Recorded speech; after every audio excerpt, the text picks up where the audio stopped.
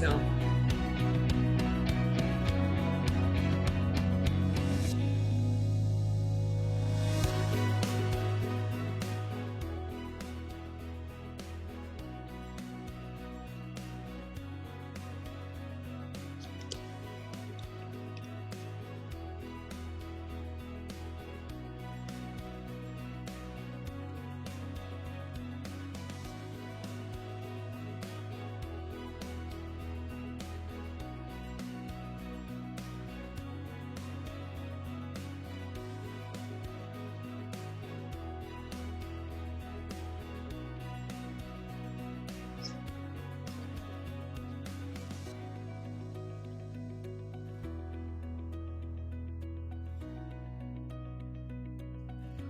Hi, Joel. Giselle. Good evening, Alvin. Evening.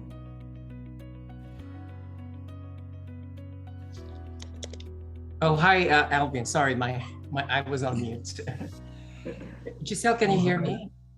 I can. Yeah. Can you hear me, Joel? Yes. All right. Yes, I can hear you well. So yesterday, I like what Kathleen did, meaning to say having a Q&A after the first 3 or 4 presenters or discussants. What do you think about that? I think it's great. I think so. I was kind of thinking perhaps Secretary Boy, Yusek Gev, and Dr. Padulina, and then we can have a Q&A, and then the 2 presidents and our 2 distinguished professors, and then another Q&A. What do you think? Well, then that would be different from the program that is presented or the poster, but okay, well, right. Yeah.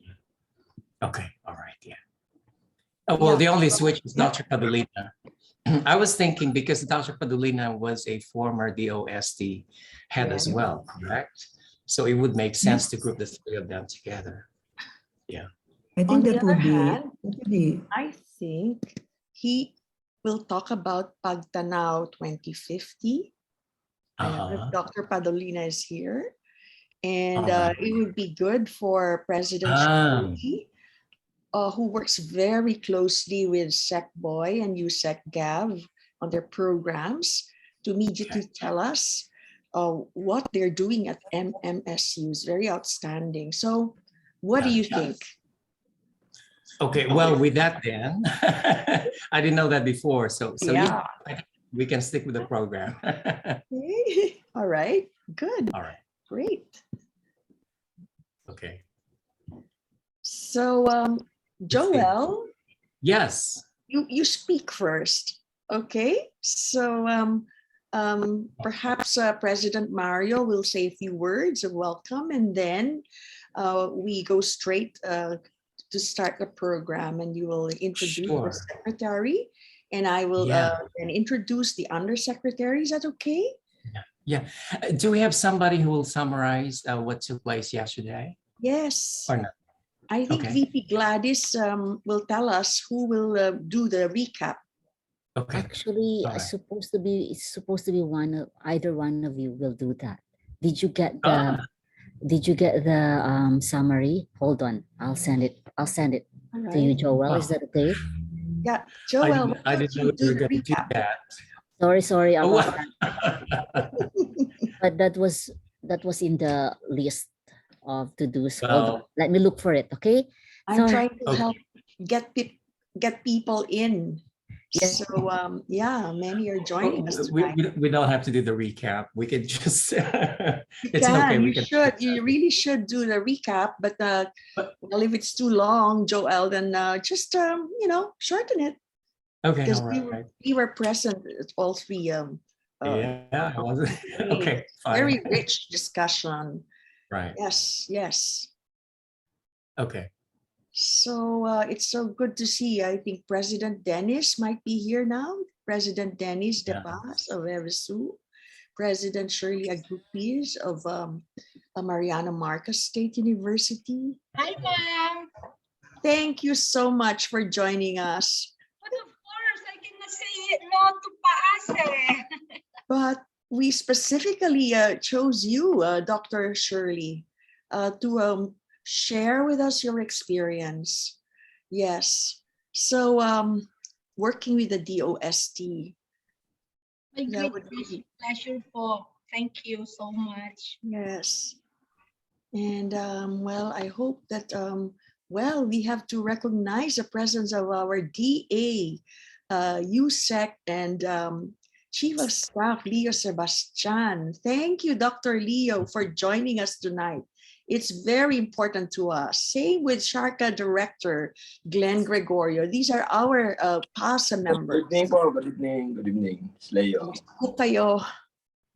Good evening. Good evening. Dr. Padolina is here now. So I think PASA would love to hear about Pagdanao 2050. So far, many of our PASA members do not know yet about Pagdanao 2050, sir. So. Sure. We'll cover that. Yes. Right. Okay. And Gobet is here with us as well. Hello, suppose. Gobe. Musta. Like to recognize Engineer Tito Aliga, Executive Director of UP ERDFI. Okay. Tito. Thank you very much. Thank you very much. Yep, I'm here. Thank you. Yes. And our Yep. ever loyal team from the Technological Institute of the Philippines, Joel, they're with us every night. Okay, wonderful.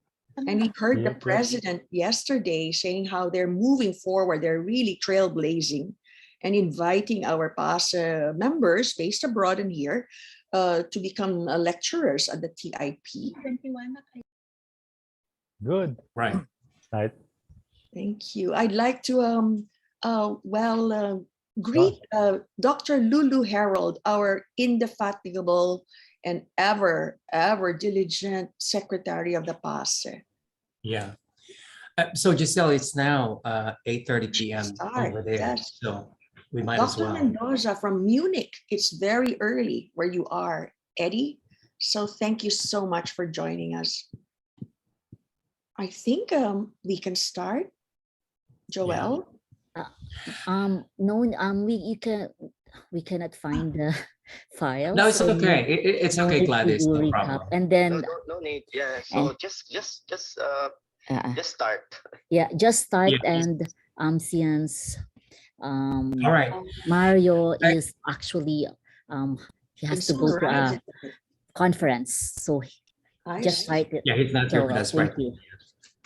All right, thank you, Gladys. Well, on behalf of Giselle, I'd like to greet everyone and welcome once again to day 4 of this pro-science activism forum. The last 3 days have been very productive in terms of discussions, and we've had some ideas and issues, of course, that were tackled. And we look forward to continuing that today with our distinguished panel of discussants, our eminent discussants today. And so just a quick reminder, please, because time is limited. So we're going to request each of our discussants to speak for only about 7 minutes. And we will give you a reminder, please, if you happen to go over the 7 minutes. And that's because we really would like to allot time for our discussion and Q&A, because that's where really the meat of the discussion really is brought to the surface, so to speak. And so we look forward to this session. Giselle, I'll turn it over to you. Well, I'd just like to welcome our distinguished speakers tonight. No less than Secretary Boy de la Peña, USEC Gav, who are our champions. They're the ones integrating all the efforts in science and technology in the country. Okay, as we would like to see it ideally done. Okay, but we're always looking to work in progress. And with us tonight also are some of our champions in the SUCs who are working with the DOST on their programs in the regions. So we have SUC presidents, and we have our committed PASA members who are working with the SUCs. So thank you everyone for joining us. Joel, would you like to do the honor of introducing our secretary? Yes. Right. So all of our discussants today are all distinguished, so we're not going to give them a long introduction. So we welcome, of course, our first discussant, Secretary of the Department of Science and Technology, Fortunato Boy de la Peña. We're happy to have you here, Secretary Boy. So the floor is yours. Thank you. I will share a few slides. So allow me to do the sharing now.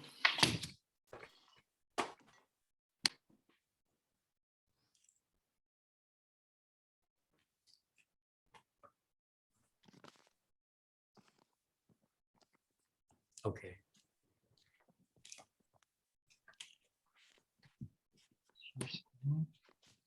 Someone is helping you, I suppose. Yeah. Yes, okay. Yeah, here. Yes, and we can see it now, yes. Okay, so this will be short. We were given 10 minutes. Okay, so the title, of course, is based on what you sent me: Human Capital and Institution Development for Science, Technology, and Innovation in the Philippines. Balik mo sa dati. Okay. So, next.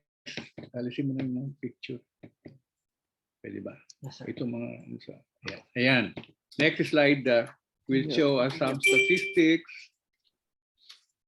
Okay, this is in terms of building, okay, a pool of science, technology, and innovation, human resources. We just want to show you the comparison between our numbers in 2021, 43,000 scholars. And we project that for 2022, this will be 46,000 because we have already, we are already, we know already the amount, the budget that we have for this year. And that is distributed according to the following: 40,000 at this is at the baccalaureate level. And then 5,982 this year for masters and PhD scholarships, out of which, in addition, there are 200 foreign scholarships. So we have already resumed sending people abroad, particularly in areas where our universities here do not have that expertise yet. So next slide will show you that our bilateral agreements have already borne fruit. Okay, when I assumed the position of secretary in 2016, we had a policy of targeting which countries we will be partnering with. Okay, so in other words, we had a predetermined list of countries that we want to work with on a bilateral basis, and so we are about to complete that now, a target of 20, and we predetermined what will be the areas we want to collaborate with them. So although manpower development or human resources development is not a part of all the partnerships, we have already gained some support by way of joint scholarships, like if you will see from the left, we have a partnership with the University of Alberta. We have thanks to the Department of Foreign Affairs people there. And then we have the Newton Agham program with the UK. And we have the Phil France DOST Fellowship Program. This is after we sign an agreement with the Minister of Education and Research. Okay, we went there, and they offered that the Filipinos who will go to the public universities in France will have free tuition. Okay, and so we will just take care of the maintenance allowances, and so this is ongoing now. We have many have been attracted to this program. Now we have also, of course, a long-running partnership with Taiwan, the Mekoteco Sandwich Scholarship Program. The universities in the Philippines award the degrees, but they do research in Taiwan. Okay, and I'm happy that PAASE now is developing a strong linkage with the universities in Taiwan. Then we have, of course, an ongoing partnership. This is actually with a foundation, the Fondazione Italian Pegato.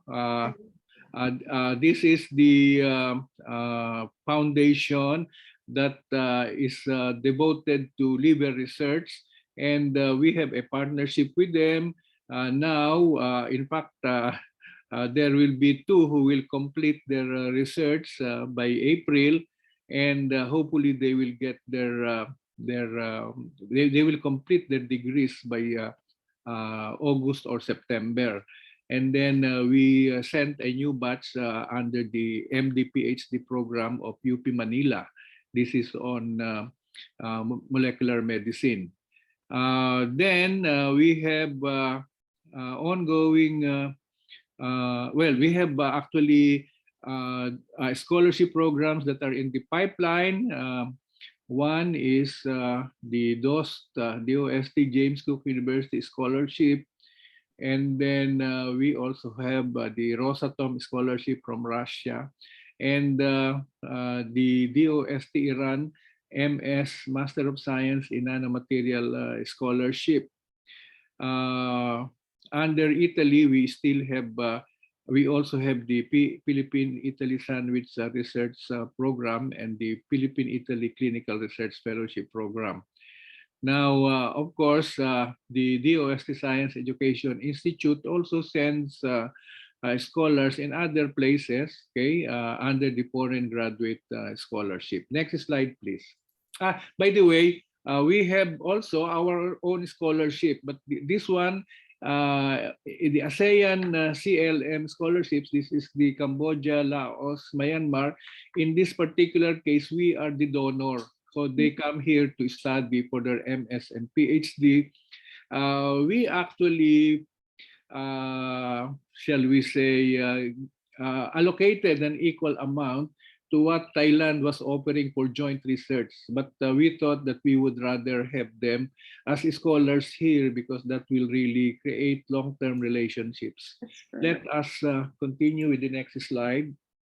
Now, this is a relatively recent development.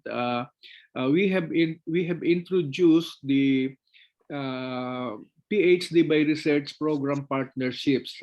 As you well know, the DOST has 7 research and development institutes, and of course, not all of them have the same, shall we say, PhD numbers, okay? But some have a good number of PhDs already compared to the rest, like the Industrial Technology Development Institute, the Philippine Nuclear Research Institute, the Forest Products Research and Development Institute, the Food and Nutrition Research Institute, and however, the others like the Metals Industry Research and Development Center, the Philippine Textile Research Institute, and the Advanced Science Technology Institute have still a few PhD holders among the technical people.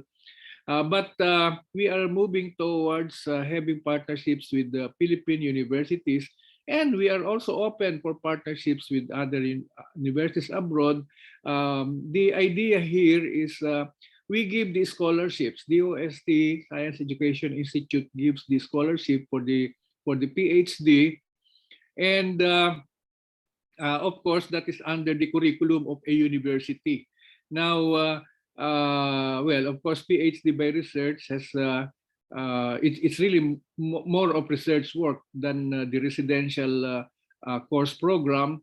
And here, the research will be done in our Research and Development Institute. So we actually hit 2 birds in one stone. We are able to develop or graduate a PhD whose work actually benefits our Research and Development Institute. So we started with the partnership with Mapua University because they have an existing program in Material Science and Engineering, PhD in Material Science and Engineering. And we just added that qualifier, specializing in nanotechnology. Okay, so this is now this has started now, and we are eyeing the other institutes to follow. Now that's the reason why Dr. Giselle, you remember when we had the meeting with Kausyo, I was trying to ask whether it's possible to partner with them in PhD by research, because they may be the ones to be partnering with our Research and Development Institute. They can award the degree, but the work will be done in our RDI. Next is well, this is just to emphasize, because I saw in the invitation, in the title, about the mention of research universities. I am not yet fully convinced about having separate research universities in the Philippines, considering that we have so many universities already, you know, and all of them actually have this triple, shall we say, roles of instruction, research, and extension. And so it is a matter of building actually the research capability, because most of them are still not, shall we say, strong in research. And that's the reason why we initiated the Needs Research Centers idea for the regions, because here we are able to strengthen the research component in these universities. At the same time, we are able to address their research to the needs of the region. You know, the Philippines does not have too much money for R&D coming from government, and we would like the investment in research to have, shall we say, relatively, shall we say, benefits that can be felt right away. Okay, of course, not all research will be like that, but considering the limited amount that we invest, we want people to see that there is benefit coming from R&D. Okay. So the idea is to enhance the research and development capacities of universities and linking their R&D programs to national and regional development needs, either solving the problem or taking advantage of the opportunities in the region. And this is actually being, shall we say, carried out through our component programs in the Science for Change program. So to date, maybe Yusek Geb can give a better, shall we say, picture of how NICER and Cradle are performing. In the case of NICER, I understand that we have already 40 Needs Research Centers distributed in the 16 regions of the country, actually in 17, because we have a Needs Research Center in the Bangsamoro region at the Mindanao State University in Tawi-Tawi. So that is a Needs Research Center for seaweeds. And then Cradle actually is also giving a chance to our universities to carry out research addressing the needs of specific companies. Okay. Now we have after that this concern that we have, and this is one of the things that we want to emphasize to the next administration, that the outputs of research and development, particularly coming from research funded by the government or public money, should, as much as possible, have a big percentage that can be utilized or commercialized. You know, we are still suffering from that gap where the outputs of R&D is still very small percentage is utilized or commercialized. And we know that many of them can actually be useful to government agencies.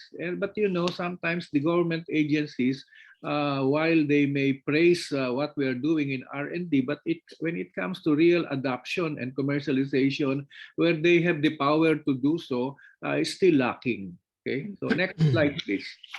So the challenge that we would like to pose to PAASE, okay, is the following. You know, the National Academy of Science and Technology, which is also a guest tonight, did well, okay, in coming up with Pagtanaw 2050, the Philippine Science, Technology, and Innovation Foresight, and we really thank NAS.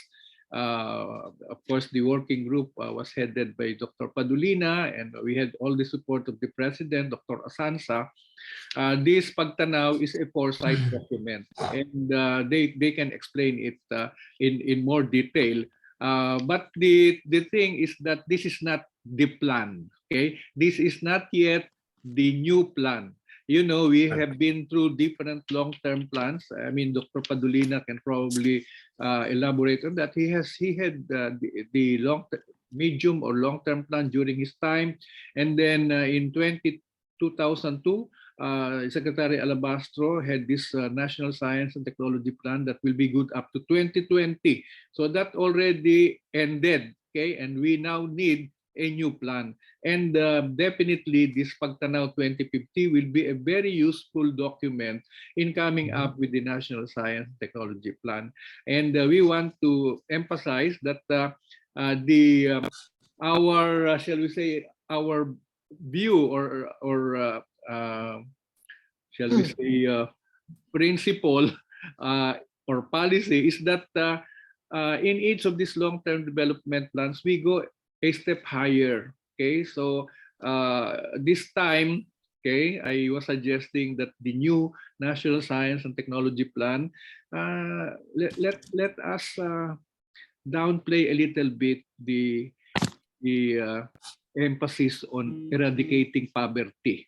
Okay, let us put emphasis on how we can create wealth out of science and technology. Let's go a little one step higher. We cannot always be doing R&D to eradicate poverty. You know, I think you should discuss that in PAASE. And finally, of course, I would like to thank PAASE because you have been quite active here. And I know that in formulating the new plan, okay, of course, there will be another set of administrators by that time. PAASE could play a big role in crafting that plan. Let me just maybe end by communicating to you another idea. You know, I observed that some of our MS and PhD students take time to finish, particularly in some universities. And the usual problem is, I don't know, is it the advisor who is the problem? Is it the thesis committee that is a problem?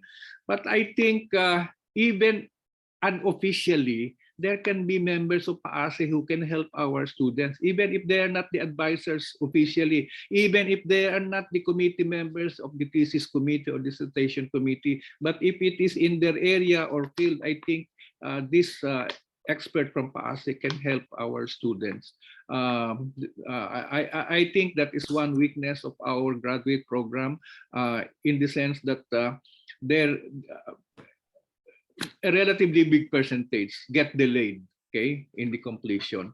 So sometimes the aspiring, shall we say, researchers or scientists, they would rather apply for a scholarship abroad, okay, where the timetable is more predictable. Sometimes the timetable in the Philippine universities is very difficult. Of course, there are universities that are better than the others in terms of graduating on time.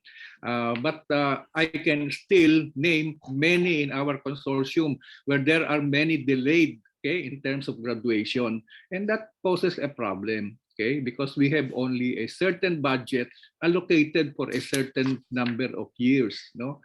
So yun lang, I'm just putting very bluntly the challenges that we are facing in human capital development.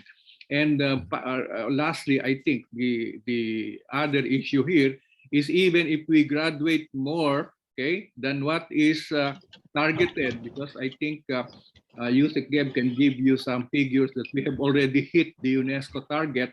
The problem is where to place them after they graduate with their PhDs. Okay, we have found certain solutions, but these are actually not the long-term solution. Thank you very much for giving me this opportunity. and I really wish PAASE more success in all its endeavors. Salamat po. Thank you, Secretary Boy, and please stick around for the Q&A. Giselle, I'll turn it over to you. It's your turn. Thank you, Joel. Thank you, Sec Boy.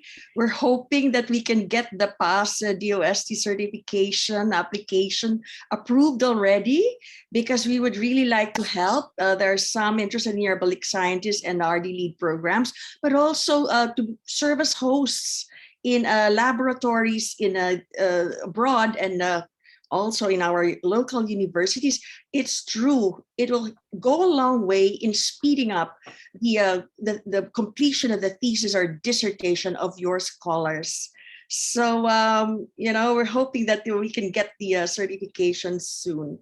But at this point, I'd like to, introduce our next speaker. And I do not think it is Dr. Agrupis. I think it is our DOST Undersecretary. Am I right? Could you please flash the poster for Dr. Rowena Guevara, who's known to many of us as the champion at all levels, in all regions, on the ground, as our Undersecretary for R&D. And she was former Dean of the UP College of Engineering. Dr. Gev, please share with us tonight. Thank you. Thank you very much, Dr. Giselle. May I request my slides to be shown? Thank you. Sec Boy, Dr. Padulina, Dr. Joel, Dr. Giselle, President Shirley, President De Paz, Dr. Alvin, Dr. Gobet, members of the American Academy of Science and Engineering, or PAASE, friends, ladies and gentlemen, a pleasant day to everyone. Magandang agham po sa ating lahat. The number of researchers per million Filipinos doubled from 2010 to 2018. The percentage of GDP expenditure on R&D doubled from 2015 to 2018. The Philippines' ranking in the Global Innovation Index has improved from number 100 among 140 countries in 2014 to number 51 among 132 countries last year. What did it take to do this? 25% of the OSC's budget is devoted to science and technology, or S&T, human resource development. We have over 40,000 scholars in all fields of science, engineering, and science education, with over 10,000 MS and PhD scholars. The OSC likewise supports 16 campuses of Philippine Science High School. In 2008, the OSC produced 17 MS graduates. In the last 5 years, we have been producing 400 to 500 MS and PhD graduates per year. The OST has coupled R&D and HRD, human resource development, through 3 programs: GREAT for agriculture, PROSPER for industry and energy and emerging technology, and MD PhD for health. Scholars of DOST SEI who get involved in R&D projects funded by DOST get guaranteed R&D funding as well as additional stipends. DOST provides local and international Filipino experts through the RD Lead and Balik Scientist program. We also have retooling programs such as Sparta for data analytics, where there are over 26,000 scholars through online training. Permanent positions in government are hard to come by, and salaries are not high enough to hire highly qualified researchers who can formulate and implement R&D programs and projects with high socioeconomic impacts. Last year, we launched the S&T Fellows program, where the fellows are offered competitive compensation for a 5-year contract with DOST Research and Development Institutes and councils. To date, we have 25 S&T fellows, 7 are MS graduates, and 18 are PhD graduates. 5 fellows used to work abroad from Canada, China, Taiwan, UK, and US. This year, our target is 68 S&T fellows by July 1, then 100 fellows per succeeding year. Now, let me share with you an example of what we consider to be an R1 university based on the classification discussed by Dr. Joel. The University of the Philippines, Manila has implemented about 8,540 research projects with almost 8.33 billion pesos funding, and currently has 8 PhD programs focused on health sciences. UP Manila is also home of world-class RD experts and inventors such as Dr. Raul de Sura and Dr. Portia Fernandez Marcelo. They develop products such as Gen Amplify for low-cost and rapid COVID-19 detection, and RxBox for remote health diagnosis have been integral innovations, especially during the COVID-19 pandemic. Lastly, UP Manila has a vast network of linkages and partnerships with industry, government, academic institutions, both here and abroad.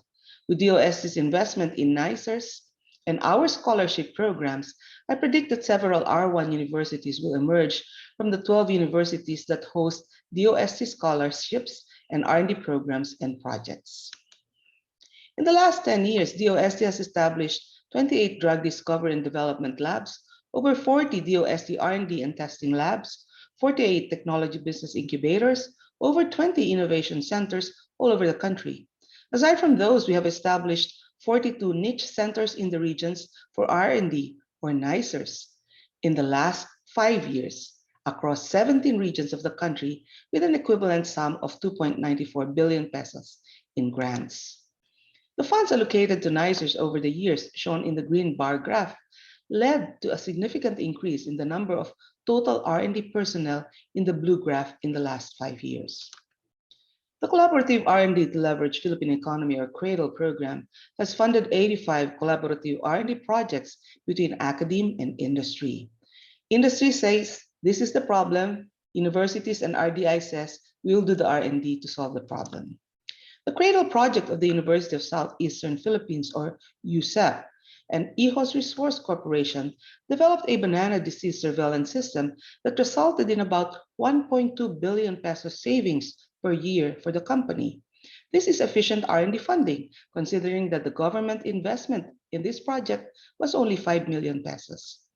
CRADLE projects has led to more private companies trusting and investing in R&D done in partnership with higher education institutions. The HEIs, on the other hand, have learned to conduct industry-driven research.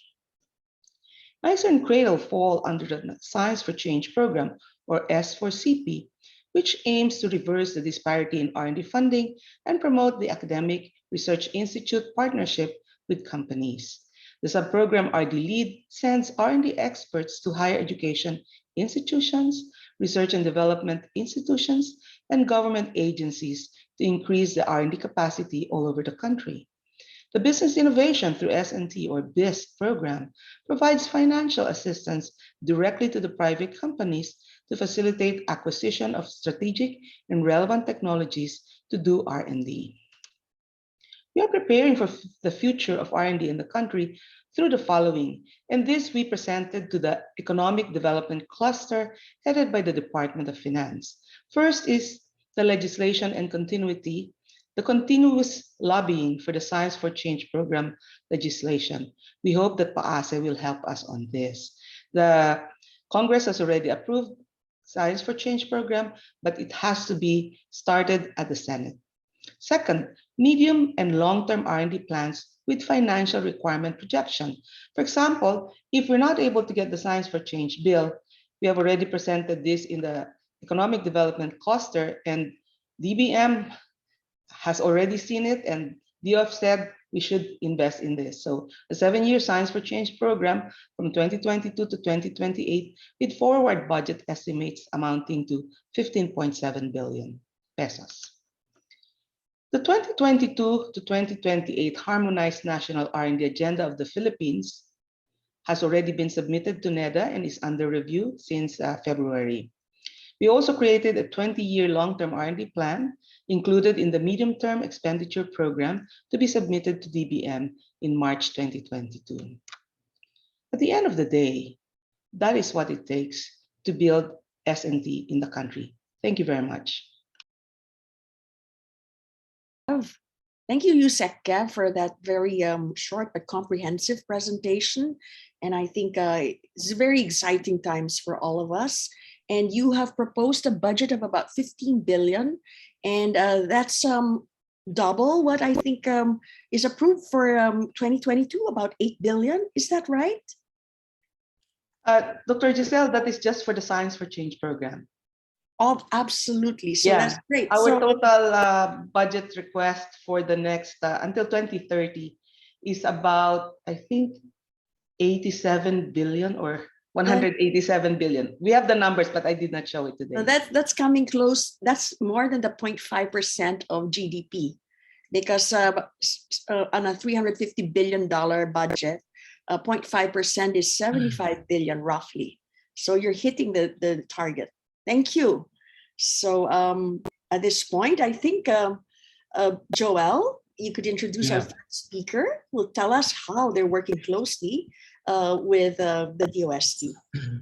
Right. So our next distinguished speaker is President of Marian Marcos State University. She does not need a long introduction. So Dr. Agrupis, please.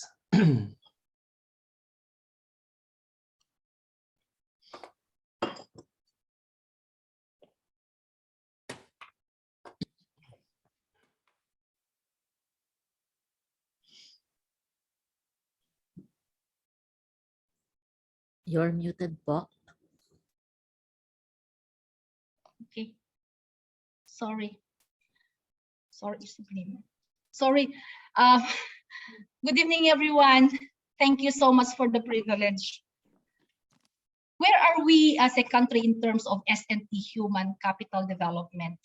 In the 2013 R&D survey conducted by DOST, there is in Philippines only has 270 researchers, scientists, and engineers per million population, revealing an apparent gap of 110 RSE per million population compared to the UNESCO benchmark of 380 RSE for a country to be industrialized. This is where HEI should come in as partners in bridging the gap in human capital development and innovation. With this in mind, we developed the MMSU framework for human capital and research development. Driven by a VUCA world and anchored on the SDGs, HEI, particularly state universities and colleges, must reinvigorate and recalibrate instruction, research extension, and resource generation in order to develop globally competitive, future-proof human capital with 21st century skills. To make this possible, HEIs must be supported by government and industry and evolve through internationalization and quality assurance. Allow me to illustrate this framework by sharing with you our experiences and strategies at Mariano Marcos State University. First, let me present to you our input to developing science and technology human capital. Out of 59 degree programs, 41 are in the STEM field, including natural sciences, agriculture, engineering, information and industrial technology, medical and health sciences, and science education. Next year, we will offer psychology and veterinary medicine, starting, and in the near future, we hope to offer emerging fields such as data sciences and analytics. Each year, enrollment in STEM programs, particularly in engineering, continues to rise. We have an average of 1,505 STEM graduates per year, majority of whom join the S&T workforce upon graduation. 65.78% of our total faculty population are in STEM, while 278 researchers and STEM workforce propel our STI activities. To widen access to STEM education, the university partners with institutions like DOST, of course, to provide scholarship grants. To date, we are implementing 13 S&T related scholarships, which benefit 339 scholars, representing 25% of our total student population. Also, we have our own research assistantship program that provides research funding and mentoring for students. To foster innovation among the youth, we launched competitions among students in the university and the province of Ilocos Norte with the winning ideas given seed funding. Our approach to S&T human capital and research development is part of our bigger vision to transform and respond to Industry 4.0 by developing graduates with future thinking and strategic foresight. Let me share some of our strategies to make this possible.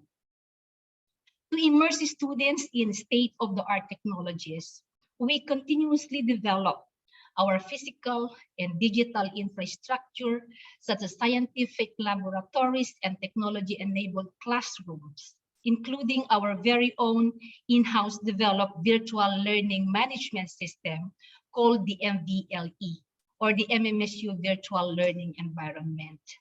Instruction is complemented by a dynamic and multidisciplinary research culture.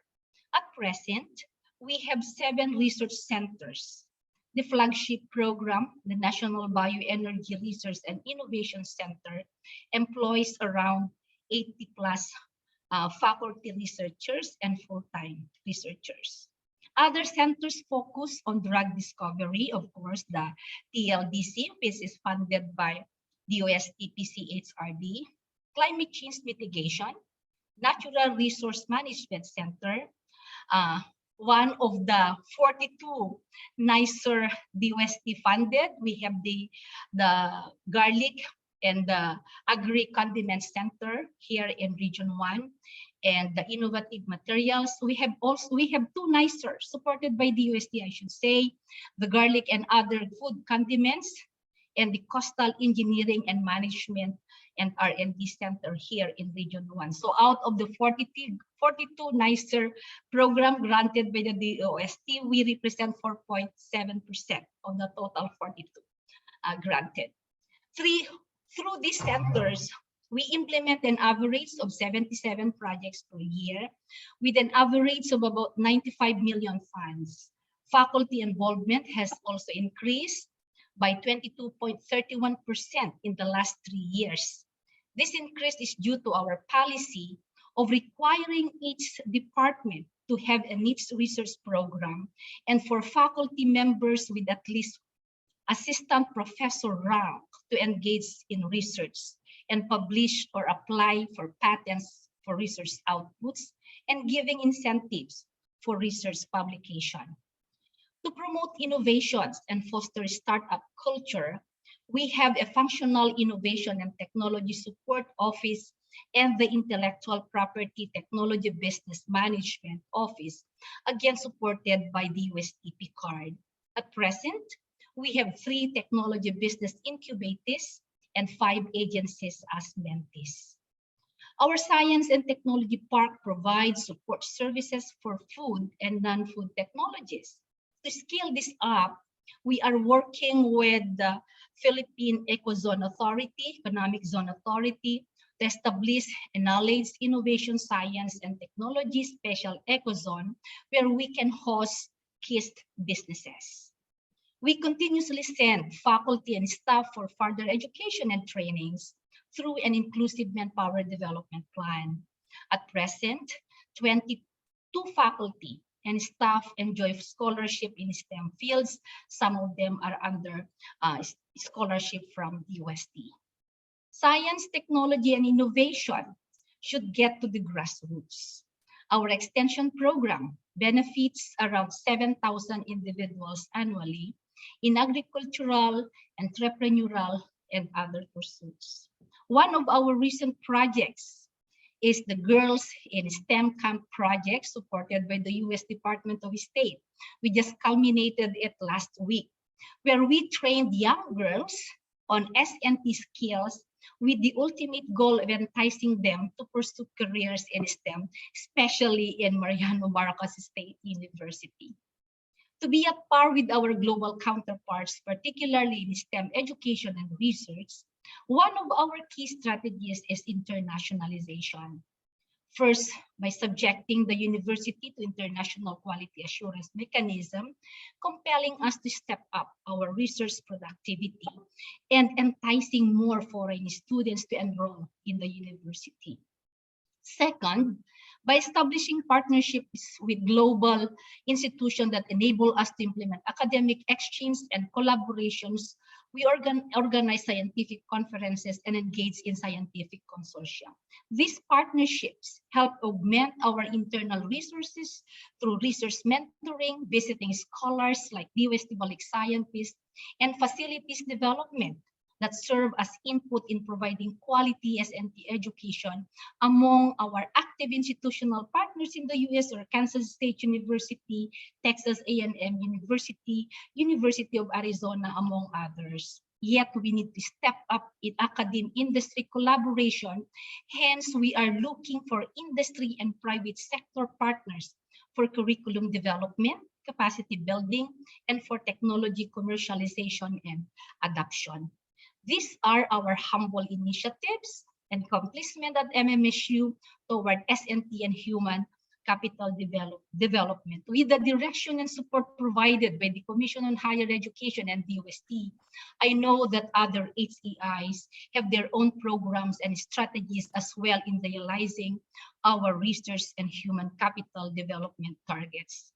Let me go back briefly to the framework I presented earlier as our way forward. Clearly, the way forward to our goal is collaboration, not only among HEI, but among various stakeholders, especially in industry. To accelerate human capital development and establishment of research universities, we need the sustained support from government and industry through funding for Industry 4.0 initiatives and learning resource development, support for faculty development, intensified government academic industry collaboration thanks to DOST, strengthened policy and legislative support for research and innovation, including incentive system for innovation. So I would like to close my sharing with you I would like to close my talk by sharing with you a very inspiring statement from Secretary Fortunato de la Peña, and I quote, "An able nation is one that has the capacity to keep pace with globalization, progressively spur cooperation in key development areas, and holistically address societal issues such as poverty, inequality, and unemployment." Thank you very much. Magandang gabi po sa inyong lahat. Maraming salamat, President Shirley. Bravo. And I knew that we had to invite you to speak and to hear all your programs. And I agree, SecBoy is very inspiring. And you're doing a lot on the ground with support from the DOST. Now, at this point, I think we're going to change the program a little bit, Joel, and we're going to call another SUC president. Very, very outstanding work that's going on there. And another hotspot, I would say. And this is none other than Dr. Dennis De Paz of Eastern Visayas State University, President. Welcome, Dr. Dennis. Thank you, Ma'am Giselle. Let me share my screen. Okay, so to start, I take this opportunity to thank PAASE for the kind invitation. I also congratulate the discussants over the sessions for their insightful talks. So in a panoramic view, I hope that inputs coming from regional SUC like us, ours, EBSU, would help in strengthening our SNT initiatives. So where are we now? Where is EBSU? So at present, we have ongoing STI initiatives and activities in the university. One of which is the technopreneurship, so which is integrated in our engineering curriculum. We also have the EBSU Techno Hub. So this is the project which is supported by CHED and DOST. We also have the Go Negosyo Center, which is housed in our university, this is in partnership with the Department of Trade and Industry. So at present, we also have what we call the Intelligent Green Box. So this is in collaboration with DOST, LGU Calooc, Dr. Kulaba, and Dr. Quell use technology under the iStart program. So there are ongoing studies on the IGB project entitled Harvest Production and Organic Nutrient Fertilizer Formulation which will commence soon. We also have the Innovation and Technology Support Office, or ITSU, and the Technology Business Management Operations under DOST PICARD. So the university will be receiving 2 million funding and will be downloaded this March of 2022 through DOST. Another activity under this partnership with DOST is the master class and training for our faculty and IP faculty will start this March of 2022. We also have in the university what we call as the Eastern Visayas Food Innovation Center, in which we have the current and ongoing project sustaining ST services for MSMEs in Eastern Visayas, expansion of EVFIC services to include component of the USDA Smart Food Value Chain implementation. And we also have what we call the Cradle Project. EBS also, we also have the Shared Service Facility, or SSF. So we, under this SSF, we have an ongoing project, which is the vacuum packaging services, in which our this small businessmen in the region can avail of these services. EBS is also the host university for the EV Shared, which EBSU is yours truly served as the BOD chairperson. However, there are notable challenges in the STI implementation in our university. We also share the same observations with other SOCs as shared by some of our discussants, the PAASI VP and UPLB professor, Dr. Gladys, BPSU, Dr. Bizon. So one of our problem or challenge with this is on faculty loading, because our faculty have many priorities. So personnel inundated with instruction, mandate, and other administrative tasks. So this highlights the vital role of human capital in the ST progress. So we also have the unmaximization of opportunities for internationalizing programs such as disaster risk, agri-fisheries, ceramics technology, among others. So what we need to do. So as a university, we have to look beyond our fences, engage and collaborate with our partners. Strong collaboration, of course, with PAASE, academic and industry partners. We need also to internationalize our programs. So we need to increase partnerships with local and global partners for resource sharing and human capital development.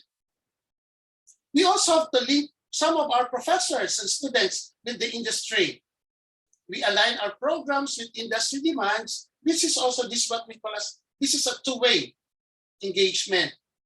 Another one is towards becoming a research university. So migrating from a teaching university, as what our dear Secretary de la Peña have said a while ago. So therefore, I am confident that with PAASE, DOST, and our partners on board, we can achieve more and beyond. So that ends my presentation. Again, thank you very much for this opportunity.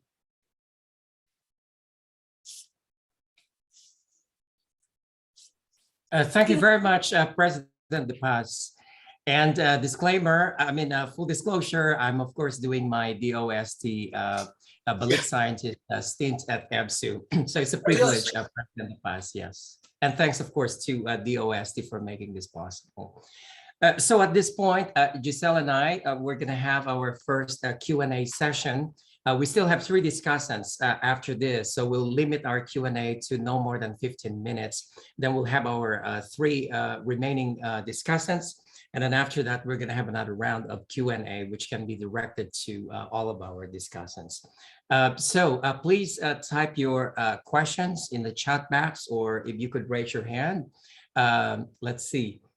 I would like to start by asking this question, and I'd like to direct this to DOST, our DOST officials, Yusek Geb, and of course, Secretary Boy. So yesterday, we were talking about the limitations being faced by Philippine universities in terms of allowing their faculty members to have time to do research and development, because a lot of them are very much burdened with teaching. That's just the way the structure is. But there was one suggestion that was given by a professor from the National Institute of Physics at UP Diliman, that one way to have more time for faculty to do research is actually for, let's say, the DOST or the Department of Agriculture or other funding agencies to actually accommodate and provide indirect cost to their research grants. So my question to you is, do you think that would be possible for DOST to accommodate? And maybe at the present time, it's not possible, but what do you think it would take for the OST as well as other government agencies to accommodate that? May I answer? Yes, please. Yeah. Yeah. Yes, Gav. At the moment, we cannot accommodate it because it takes several changes in the budget to be able to do that. Right. And we have already complied with the DBM rules, which says that no more than 3% of the total budget may be used for administrative administrative budget. And that is the reason why at DOST, we allocate only 7.5% indirect cost to researchers, projects and programs. But here's the thing, most researchers and proponents miss the point that there are many things that they can charge in the direct costs. They keep thinking about administrative costs. DOST, we do not call it administrative costs. We call it indirect costs. So there are many direct costs that they are supposed to charge, but they don't do that. So maybe a simple session with our finance people will help these universities. Yeah. But may I speak as an administrator, former dean? Yes, please. You know, we also had that problem before when all faculty members were just teaching. At the UP College of Engineering, what we did was we hired lecturers from industry who were former faculty members. So this deloaded the faculty members from teaching. So they were able to get 3 to 6 units of research load. I'd like to add to that, Joel, Yusek, Gav. And from experience in UP, you know, our teaching load is already much lower than in private universities and SUCs. But then we are able to get the teaching deloading or protected time for research. But I understand that in some campuses, this is not readily approved. So that can change. But the other thing that the DOST has done more recently is to allow a program manager. Okay, there is a slot for a program manager. This is not a researcher, this is somebody who's taking care of finances. That's a major improvement in the way we can do the research more efficiently. Okay. So I think that there might be other questions. There's one here, Joel, from for Dr. Agrupis. Okay. Let me just move it up, but I know for Dr. Agrupis, MMSU is geographically and figuratively in the center of a thriving and robust cultural setting in the North. Does MMSU have R&D programs for the creative industries? And do you find this relevant in your agenda of building a science, technology, and innovation culture? Good question, yeah. Yes. Yeah. First, I would like to answer the question being MMSU being located strategically in the middle in northern Philippines. That's not a problem because the Ilocos Norte is very much accessible in any mode, by land, by sea, and by air. We have international airport. Now, what are the industries? You mean the industries that challenge us to proceed? Because of the presence, we have Ilocano artists here, and since we were recognized by PESA as one of the university that hosts the SESI Center, we are trying to robustly implement agro-industrialization in this part of the country. So that's why we have here dynamic and very active partnership with the OST. As I mentioned earlier, we have two nicer projects here in MMSU. We have the Garlic and Agri-Condiment Center, and we are now in active partnership with an industry in the product development of all these products. And we are starting the coastal engineering. Aside from that, we have already progressed in our Tuklasuna Center, the Drug Discovery Center, and we are now in partnership with Pascual Laboratories. Our R&D program, the R&D programs for arts and humanities, and we have also a very active R&D program for arts, humanities, and creative industries here in Ilocos Norte. Ma'am Giselle, I just would like to give additional answer to the question how we can incentivize the researchers, the faculty to do some research in the university. We have a institutionalized policy in research so that a faculty who conducts studies are deloaded academically. For example, if one faculty conducts a program research with 3 projects, we are deloading him by 9 units. And if it's a project, we deload him or her by 6 units. And study only, we deload him 3 units. So this is the way to incentivize our faculty so that they will engage in research. Thank you, President Shirley. I've got a follow-up question to our 2 university presidents here. I'll start with President De Paz.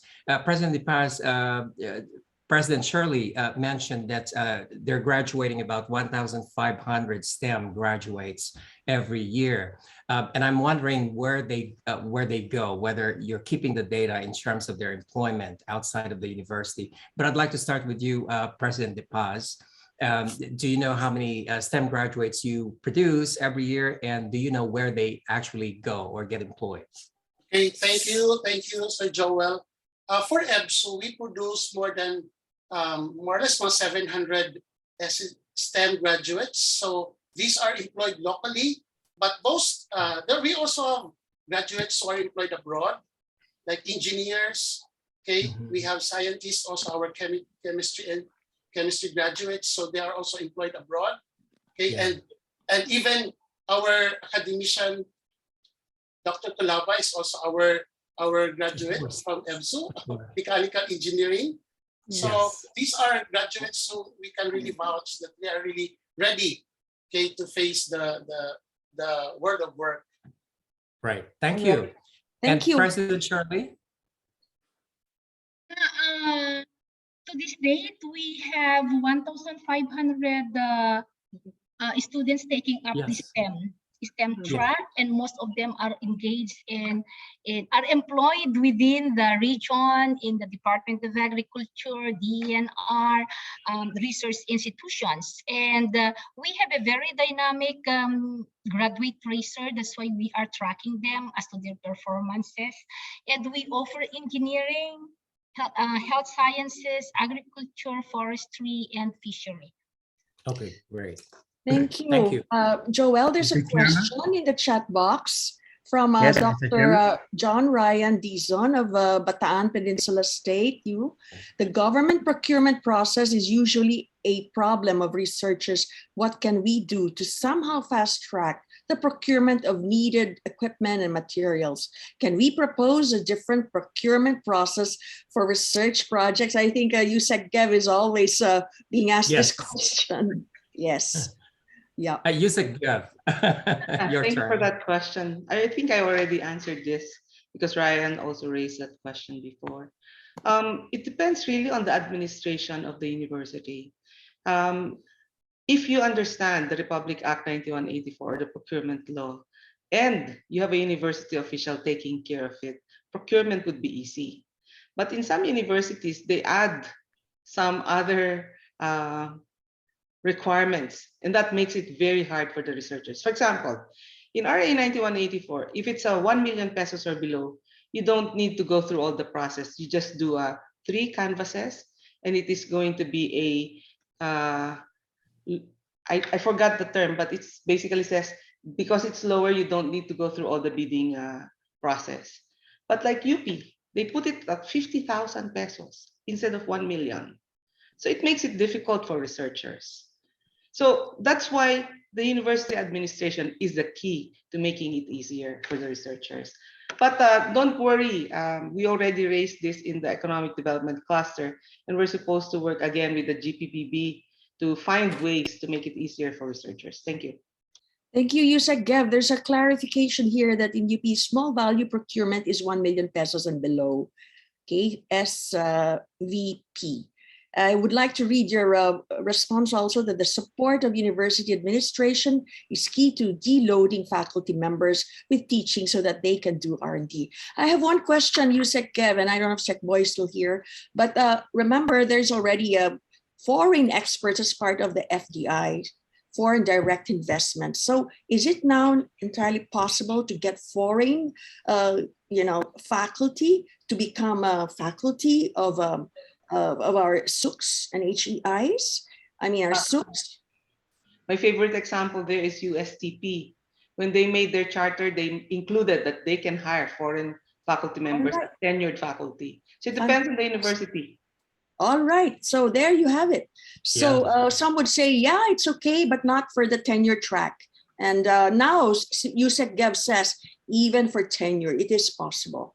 Okay, so I don't see any more raised hands, Joel and none. Yeah, Giselle, I just want to revisit one point with Yusek Gev because this is quite important. Yusek Gev, you mentioned that it's possible for researchers in their grant applications to include things that they wish they could charge through an indirect cost line budget in the direct cost. Can you please give some examples of what they could charge through the direct cost that they're thinking of charging through the indirect cost? For example, if you want a bookkeeper, an accountant, a project manager, you can charge that to the direct cost. Exactly. So that the researcher does not have to worry about procurement, about the finances, and so on. Yes. That's happening already. Yeah, it is. And you gave that excellent suggestion, Yusek Gev, that perhaps there could be some kind of a webinar or something with your finance department together with the other universities. And I think PASE should sponsor that. So thank you. I think, Bill, you have a question. Yes, sir. Thank you very much. I was very intrigued by the presentation of the president of the Mariano Marcos University, because I come from Narvacan, Ilocos Sur, and her desire to have internationalization, and also the president from Eastern Visayas. I have been trying to get a conversation with UP Manila as to how they incentivize the research faculty. We're talking about inviting international researchers, but how do you make them stay in the Philippines? How do you pay them? How do you then, there's this procurement problem. And the main thing is that I see PhDs coming home unhappy when they are at home. So how, from a university president's perspective, how do you solve that?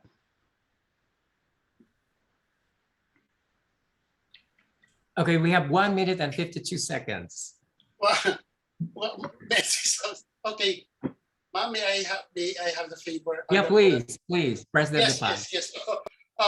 With regards to the university, it has to be the board who will approve it, because we have a bigger budget. So we look into first on the budget allocation for that particular engagement. If the board will agree, will approve it, then by no means, so we can invite that particular visiting professor to be part of our our pool of experts in the university. That's what we do. We seek approval from the board. Thank you. President Agrupis, would you like to add anything to that? Yeah, I would like to answer the question of Sir Silverio. Hi, Apo Kabayan. Two things. Limbag nga rabiyo apo. Yeah, he was referring to a faculty who goes out abroad and return as PhD, how we are going to incentivize them. First, in the university, when I assumed the presidency, I developed a policy that anybody who comes back from his PhD or his MS within the given period will be given a one-step promotion. That's number one. Second is that anyone who returns from their MS or PhD will be given a re-entry research fund, but it is a research base, so that whatever they did in their thesis or dissertation, they are provided with the incentives to proceed with their research problem. What about the non-MMSU scholars who come to the Philippines? Well, I enjoyed during my term as director of the DOST Balik Scientist program in the university. I think I was featured once by DOST that I hosted the biggest number of DOST Balik Scientists, simply because I do others that other SUCs do not give. I give free accommodation amidst that they are given the allowances. Before they come to the university, I have a well-defined program. Hindi po sila humihinga, but they love it. And that's why most of our research centers in the university was established by our DOST Balik scientists. We have the National Bioenergy Research and Innovation Center being established by 3 Balik scientists. We have the Climate Change Center, we have the Tuklas Lunas Center, and many more. So all this, even the scholarship, the trainings of our faculty, were all driven by our DOST Balik scientists. All right. Thank you. Thank you. Joel, we're gonna yes, have a little break because you know it's very hot, very exciting discussions here. So President Mario said that we could have a little break, and we are going to show the Sayang J journal teaser at this point, and then we will move on. Okay. Okay. Double down on our efforts to catch up with science and technology and innovation.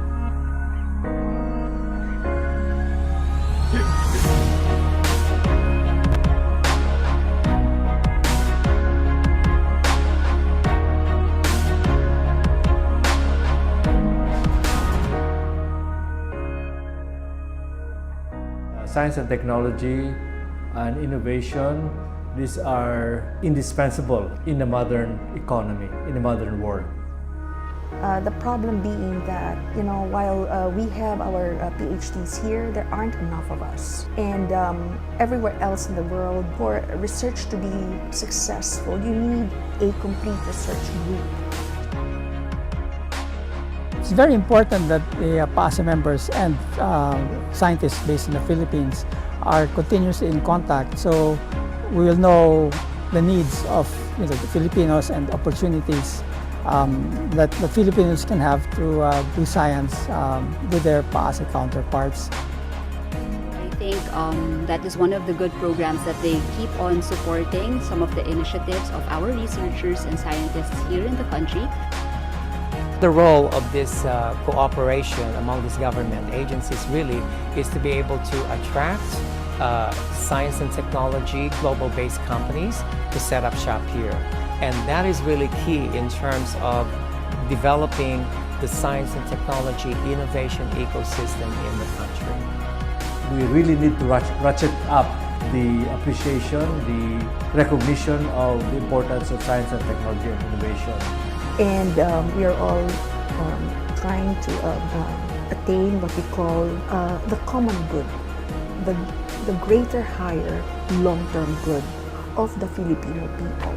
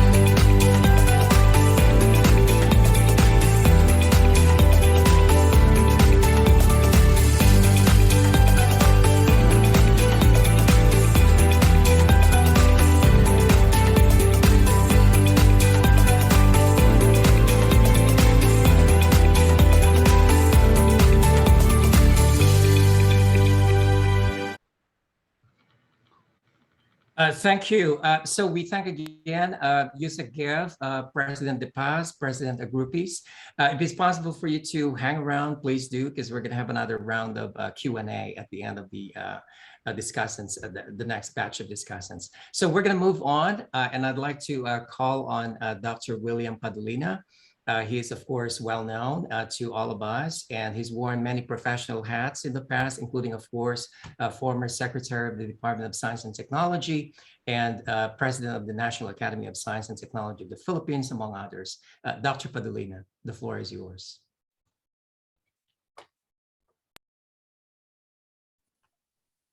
Thank you, Joel. And may I request my slides to be put on?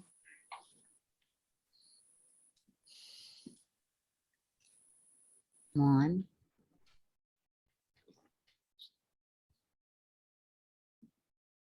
Okay. Thank you. My talk is about the desirable attributes of scientists, engineers, researchers that we all are discussing tonight.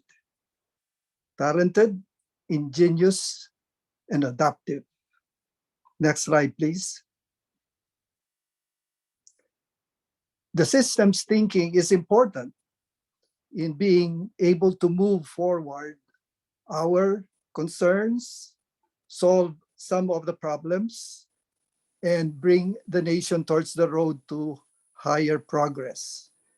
And we need to recognize that the National Innovation System has to sing from the same songbook. But the most important feature of this diagram, which was put together by former Secretary Alabastro, is a very good and rigorous reading of the market. I have been engaged rather observing all the discussions since Monday, and there has been very little mention of market study, very little mention of the reading of the market. And that's important, I think, in making our national innovation system sustainable and viable. Next slide, please. This is a research framework which I think we should now start to seriously consider, put together by the group of Julia Steinberger. Julia is a daughter of a Nobel Prize laureate in physics, Jack Steinberger. And you can see the role here of science, technology, and innovation. We are part of the provisioning system that interfaces between our biophysical inputs and the social outcomes. And this is a framework that was put together for a project called Living Well Within Limits, which is an out-of-the-box approach to how our country, especially those who are resource poor or those who are still in the lower income bracket, can move up, but within limits. Next slide, please. And this is the kind of perspective for a 30-year foresight that the National Academy of Science and Technology has put together. It's aimed towards a prosperous archipelagic and maritime nation. This is the theme of Pagtanaw 2050. And we thank the Department of Science and Technology for commissioning the National Academy of Science and Technology to put this together. The process has not been very easy. It's a very involved one, and you need to really go through several materials. But this is a living document, and it, of course, will have to be updated periodically. Next slide, please. This is the framework for Pagtanaw 2050. And it's basically an analysis of trends, an interpretation of how they might move forward, and also a discernment of the risks and potentials that are ahead of us. And the tools that are available in science and technology are to be applied to the possible areas which have been articulated in fulfillment of the aspirations of Ambition Natin 2040, which are shelter, the blue economy, food, health, energy, water, space exploration, governance, environment and climate change, business and trade, science, education, and talent retention. And all of these processed in consideration of the STEM tools, the technologies of which we were able to list 200, and an identification of the risks and uncertainties and the barriers, so that we put together several scenarios, but decided to only feature the featured one, which is an archipelagic and maritime country. Next slide, please.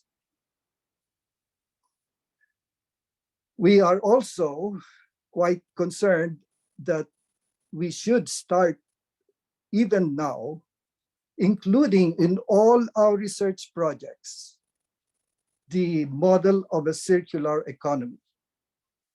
That one of the criteria that we should use in investing in research projects will be its contribution to the enhancement of a circular economy. I hope that is now slowly being introduced as we process the different project proposals, because it is very important that we are able to discern the capacity of our planet to absorb waste and the capacity of our planet to regenerate itself by looking at the details of our production process and how it can be recycled, consumption, waste management, and other recycling processes, because we aim at just really extracting the raw material once and using it over and over again. Next slide, please. We also are emphasizing our maritime endowments by making sure we take steps so that our blue economy industries can grow. And you have 9 areas here, but I'm sure there are more. Initially, we would like to highlight the importance of fisheries and aquaculture. Unfortunately, the Philippine Council for Aquatic and Marine Resources Research and Development was abolished and integrated into PICARD. We are strongly suggesting that it be reorganized and revitalized and revived. Next slide, please. Institutions are very important because they set the rules of a game. Educational institutions, as Yusek Gev has said, can set the rules, can make it more difficult, or can make it more facilitated. And prominent economists have already studied the fundamental cause of economic growth is really having good institutions. Even if you have talents around, but if the institutions don't support these talents, then you're unable to really maximize their presence. Next slide, please. And some of the challenges I would like to highlight for tonight's discussion are: number one, let us continue to strengthen our basic sciences. That's from K to 12, our graduate and graduate programs. I have already said publicly, I cannot understand how the quality of engineering programs can be assured without a physics department, without a chemistry department, without a good mathematics department. And unfortunately, the basic sciences departments, disciplines, are not paid enough attention in many of our higher education institutions. For example, there are only 8 institutions offering programs in microbiology. with a country so rich in biodiversity, we are really missing a lot of opportunities. Next, graduate programs reforms, and especially a shocking discovery that I went through in interviewing scholars for several programs abroad. When I asked them, who is financing your graduate thesis? And they said, it's my own pocket. And that's the reason probably why Dr. Esther Garcia was saying you probably will be reading some of these theses that may not even merit the degree that they worked for. How can one cough up 1 million pesos for a research that is worthy of publication? And that's not even enough, probably, depending on your problem. But there are a good number of institutions. Some are highly ranked, some are private, some including public universities that require their students, graduate students, to undertake research. And that is why in the project of CHED under PICARI, we included in the project the training of the different research assistants, and they must be pursuing advanced degrees. So this is what we call project-based and financed talent development. I have even gone to the suggested that if you don't have money to support a graduate student's thesis, don't accept them. Otherwise, you are diluting the program. And that is one big reform that we need to undertake with our graduate programs. I don't know how prevalent that is now, but when I was interviewing scholars, I was really shocked at how many of these well-known institutions required their graduate students to fund their own thesis. Next is the institutionalization of a grants administration office. This is very important, and I think Dr. Ted Herbosa was able to explain how UP Manila is doing it. One concern I have when we were running PICARI was that we were receiving project proposals signed by the heads of institutions, but apparently very defective, non-compliant with rules, etc. So this is one particular role of a grants administration office, so that they're compliant with the different requirements of the funding agencies. The next point I want to bring up is a very hot discussion in our intellectual property rights regime. I have not heard about conveying our discoveries as public goods. I think we might want to consider that, especially for those that will enhance food security and health. I happen to have had the opportunity to work at IRI, where all our discoveries are public goods. We protect them, but we protect them against misappropriation, but they are conveyed freely available on a non-competitive basis and non-exclusive basis. The moment you talk about commercialization and expect royalties, you are really passing on the cost of access of the utilization of your research to the public. And if that has to be added on to the price, I think you are making it a little more difficult to access the technology.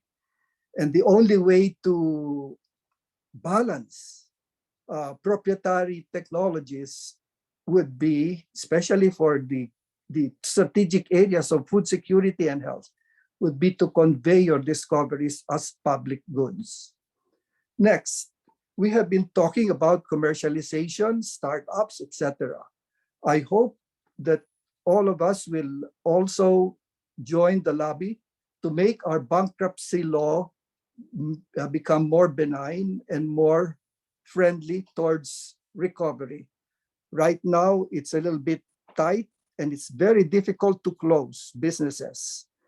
And that's probably one reason why we don't have many investments for venture capital here.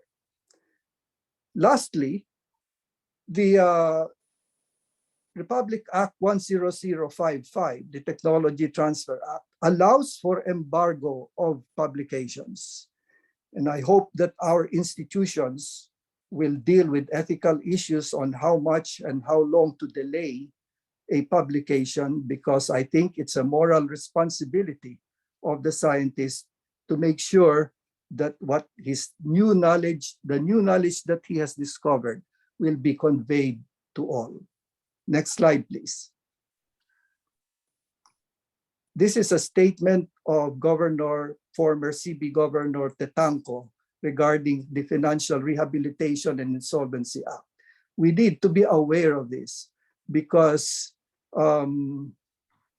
the study that is cited here looks at how more forgiving personal bankruptcy laws combined with ready access to limited liability protections enhance entrepreneurial activity. I wonder whether our entrepreneurial programs in our universities, our HEIs, take up Republic Act number 10142, where we expect entrepreneurial activities, especially in small and medium scale enterprises, to really have to manage risk. And if it involves entire personal resources at risk, then you really are taking a big step. And you hope that if you fail, and that's what happens in Silicon Valley, you can be assisted in being able to put your business back again. Next slide, please. So finally, I just like to emphasize a quote from Sir Aaron Klug, the 1982 Nobel Prize in Chemistry. Scientific breakthroughs do not come from committees. They come from the brains and hands of individuals who need a place to work and an infrastructure to support them.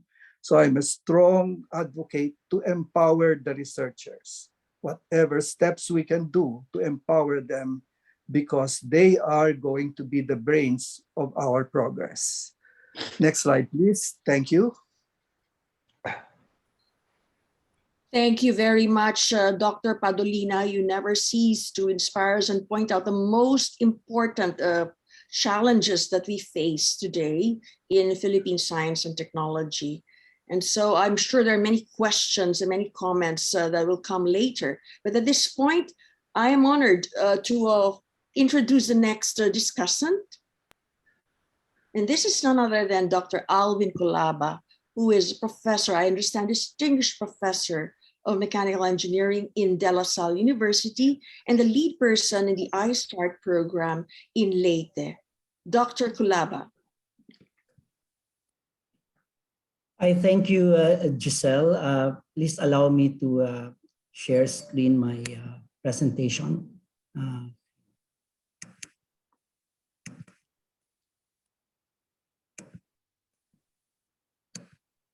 Okay, so good evening, everyone. We're here in the Philippines and of course in other parts of the world, in the US. Good morning over there. Hope everyone is safe and we are in this very challenging time, and yet we have time to do this, primarily because we are all passionate and committed to help our country, primarily in the area of science and technology. So again, I am really honored to be joining here in this forum with distinguished speakers. We had, of course, former Secretary De La Peña earlier, Yusek Gev, our distinguished university presidents, Shirley and Dennis. And of course, we have some university presidents, in attendance, just like Ma'am Lahos of TIP. And of course, my colleagues in the science community, of course, former Secretary and colleague in the academy, Dr. Willie Padolina. So let me just share to you actually my experiences on the ground on the account of building a science and technology ecosystem. Whether this is really at work or not, that's why I actually put a question mark there. This is indeed a work in progress. We have seen and we have experienced, and in many discussions in the past and in our current discussion this week about science, technology, and innovation ecosystem. What actually we know is it is a multi-sectoral stakeholder involvement.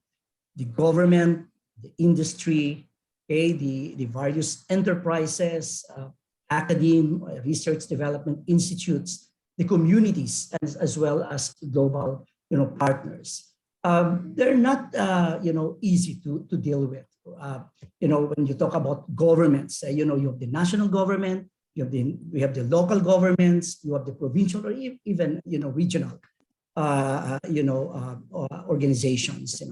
When you talk about the industry, most of our companies or enterprises are micro and small and medium enterprises. They are not large companies who are well funded, who have R&D funding, or allocation to support research and development and even innovation in their organizations.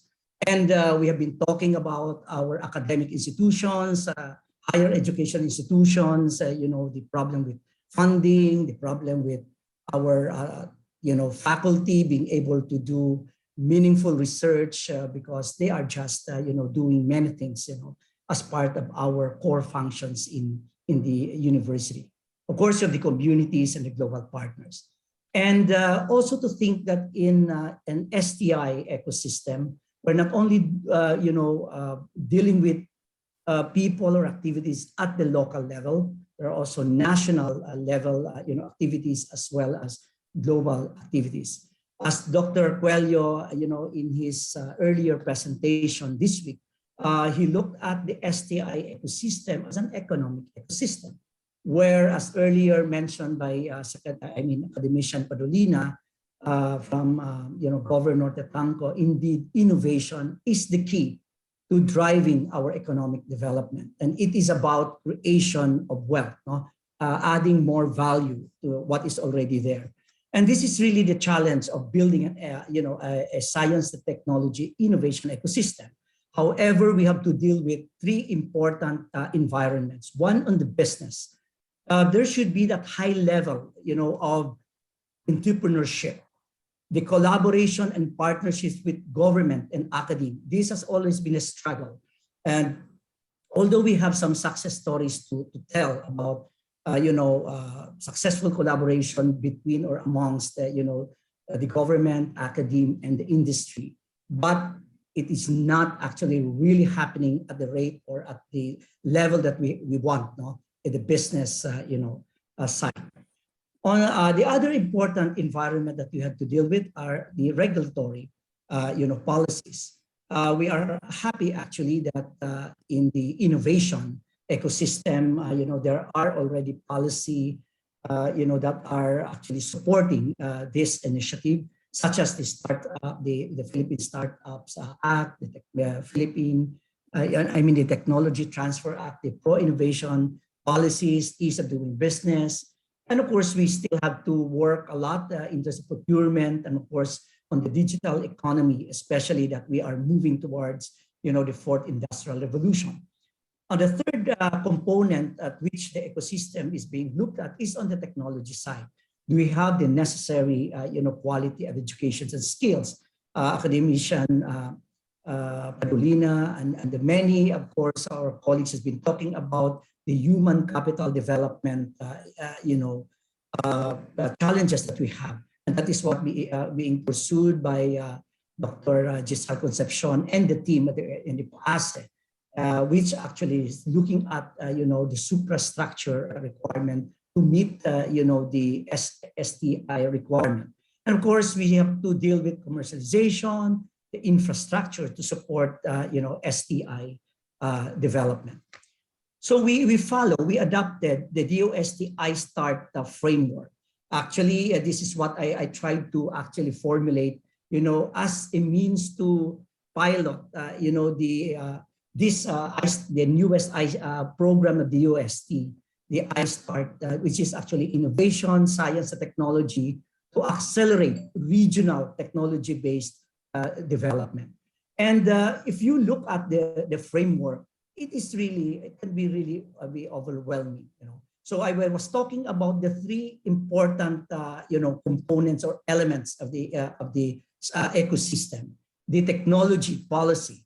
Looking at the national government agencies, the industry and private sector, as well as the global collaboration, there are just a range of national programs and projects, similar to what Yusek Gev has mentioned about the DOST. And DOST is only one of those, of the agencies of the government or organizations who have STI or SNT based programs.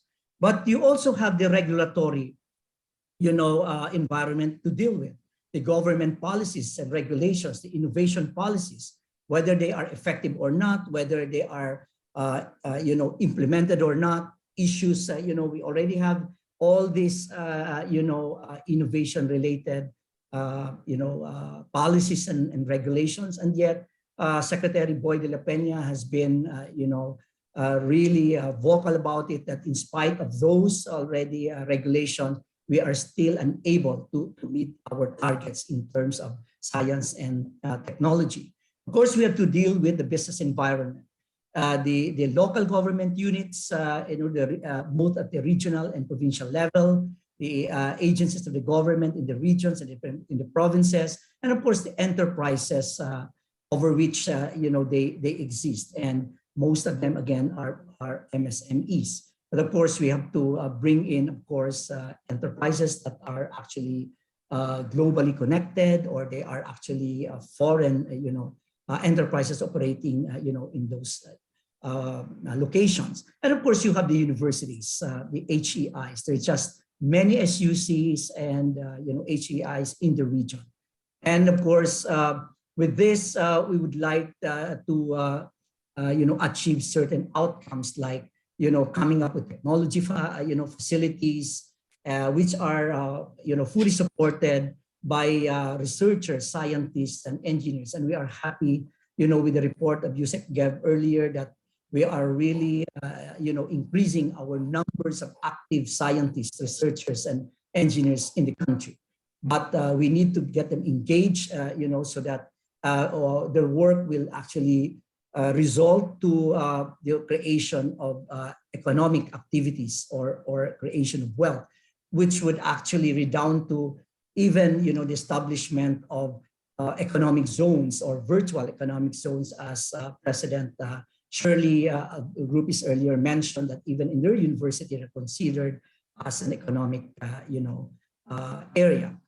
But based on my experiences and observations, which I would like to actually share in this session, the development of our science technology ecosystem must be driven on the provincial economic development initiative. You see, when I was actually working in the province of Leyte, I'm homegrown, from Tacloban. I'm a Waray-Waray, as already mentioned by President Dipas. I've been spending a lot of my time, helping the provincial government, in building this science, technology, and innovation ecosystem. Of course, with the help of Professor Joel Cuello, who is currently, a balik scientist at EBSU in Leyte. So it is important that the development is driven by what the priorities in the province.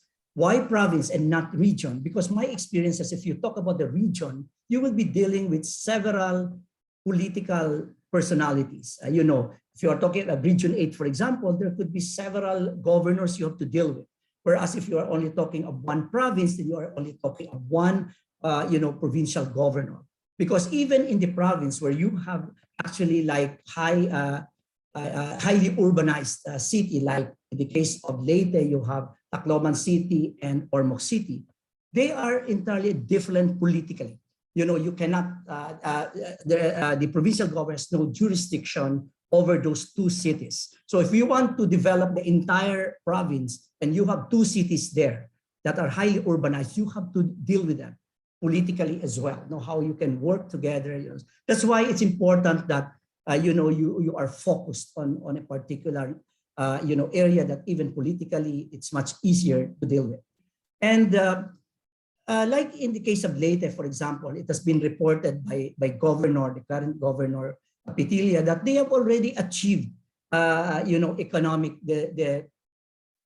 some of the, sustainable development goals. And of course, they are already economically sound, development, but they are not, SNT driven, development.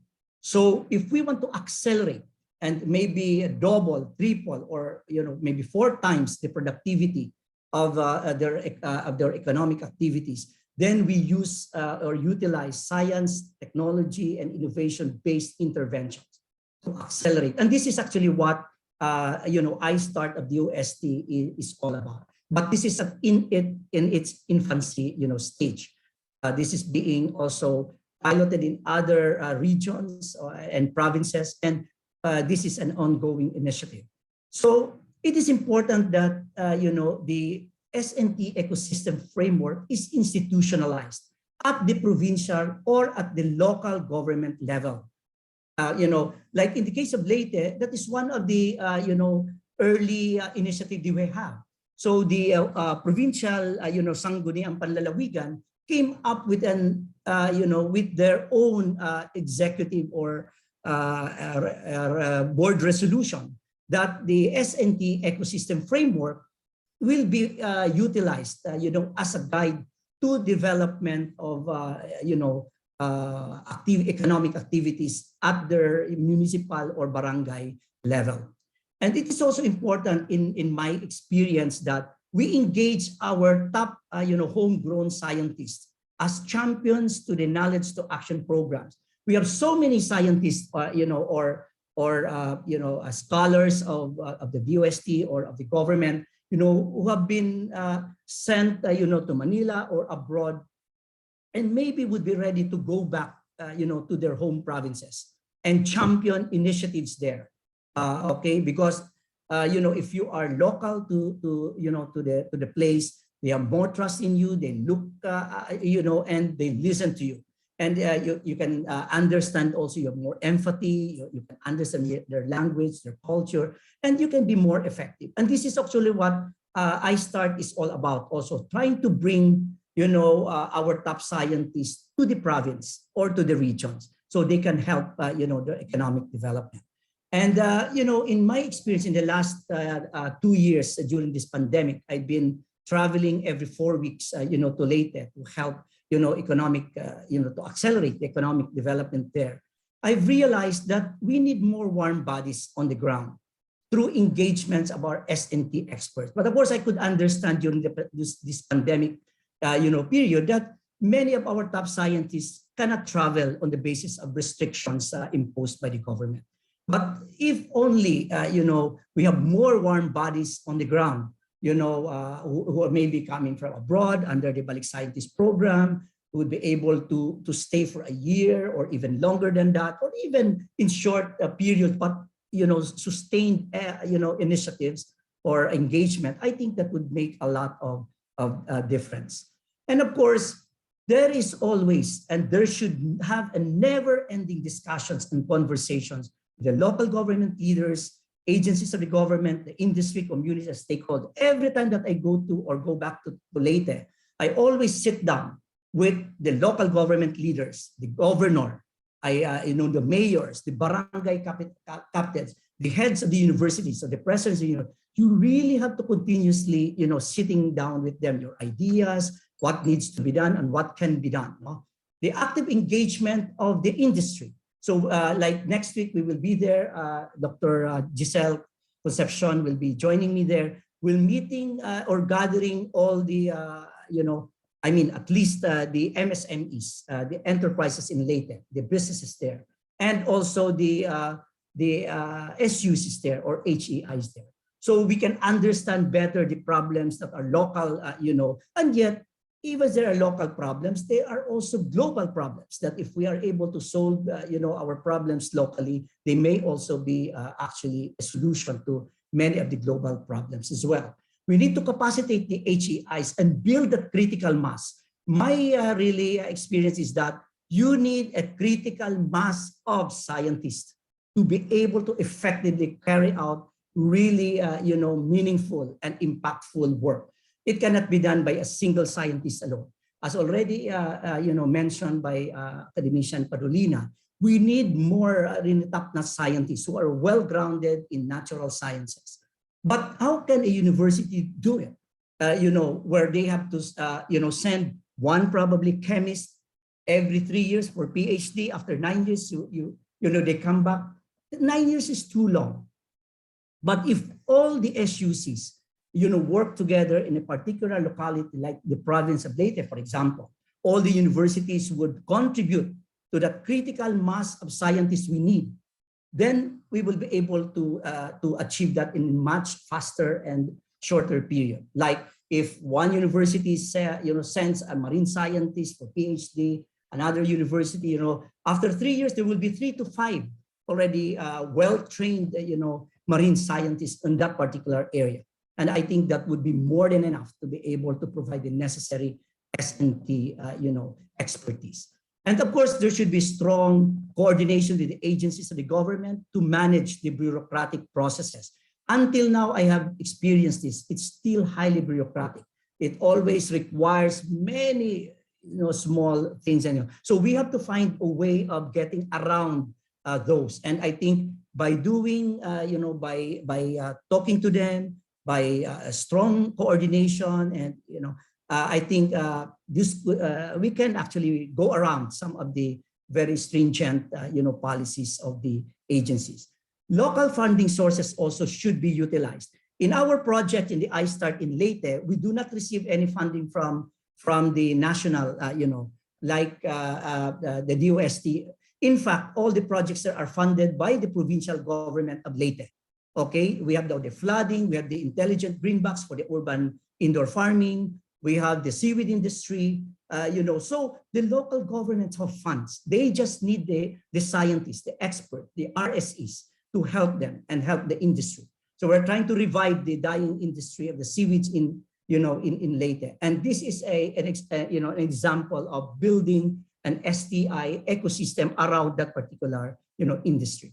And by next week, as suggested by the governor, we need to develop an S&T human capital development plan for the province. In other words, if per province we have an S&T human capital development plan, so that we can, have the critical mass of scientists and experts, in the province, and in the future need not have to rely on experts from Metro Manila or from abroad rather than their own, then I think it will be more sustainable. And they understand better, the problem. In fact, next week we are going to develop the S&T Human Capital Development Plan for the province of Leyte, wherein all the SUCs will be there, the industry will be there, the government agencies will be there, and we will be guided by the Pagtanaw 2050, which is actually a 30-year S&T foresight. So we will be able to identify the gaps. What areas, for example, in Leyte, which we are always suffering from the annual or this yearly typhoons or disasters that we have. So we need that critical mass of experts that can address those perennial problems that we have. And I think that's actually my experiences on the ground that I wanted to share. And I hope that PAASE and many organizations here that can actually be more realistic on the ground of what is really needed to be able to successfully and effectively establish a robust and functional science and technology innovation ecosystem. Thank you, and good day, good evening, everyone.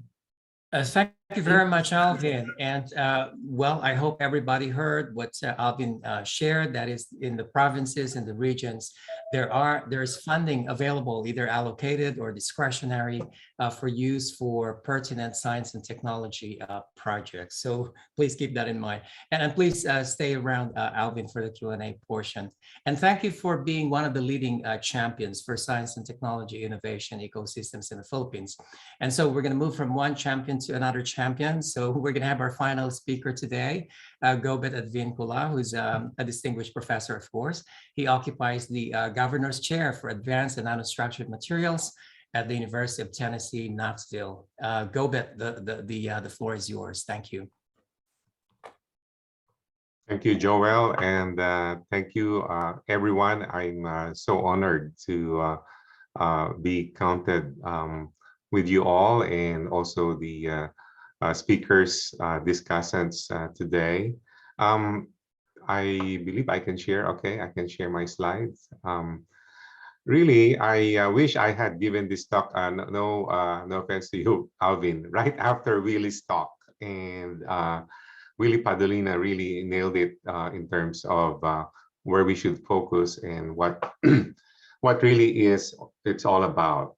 It's all about people. It's all about mentoring. It's all about raising the next generation of scientists and engineers. And I titled this talk, Learning, Training, Science-Driven Critical Thinking for Technology. And hopefully you'll see how this connects well to this will connect well to a guaranteed path to effective STEM education in the Philippines.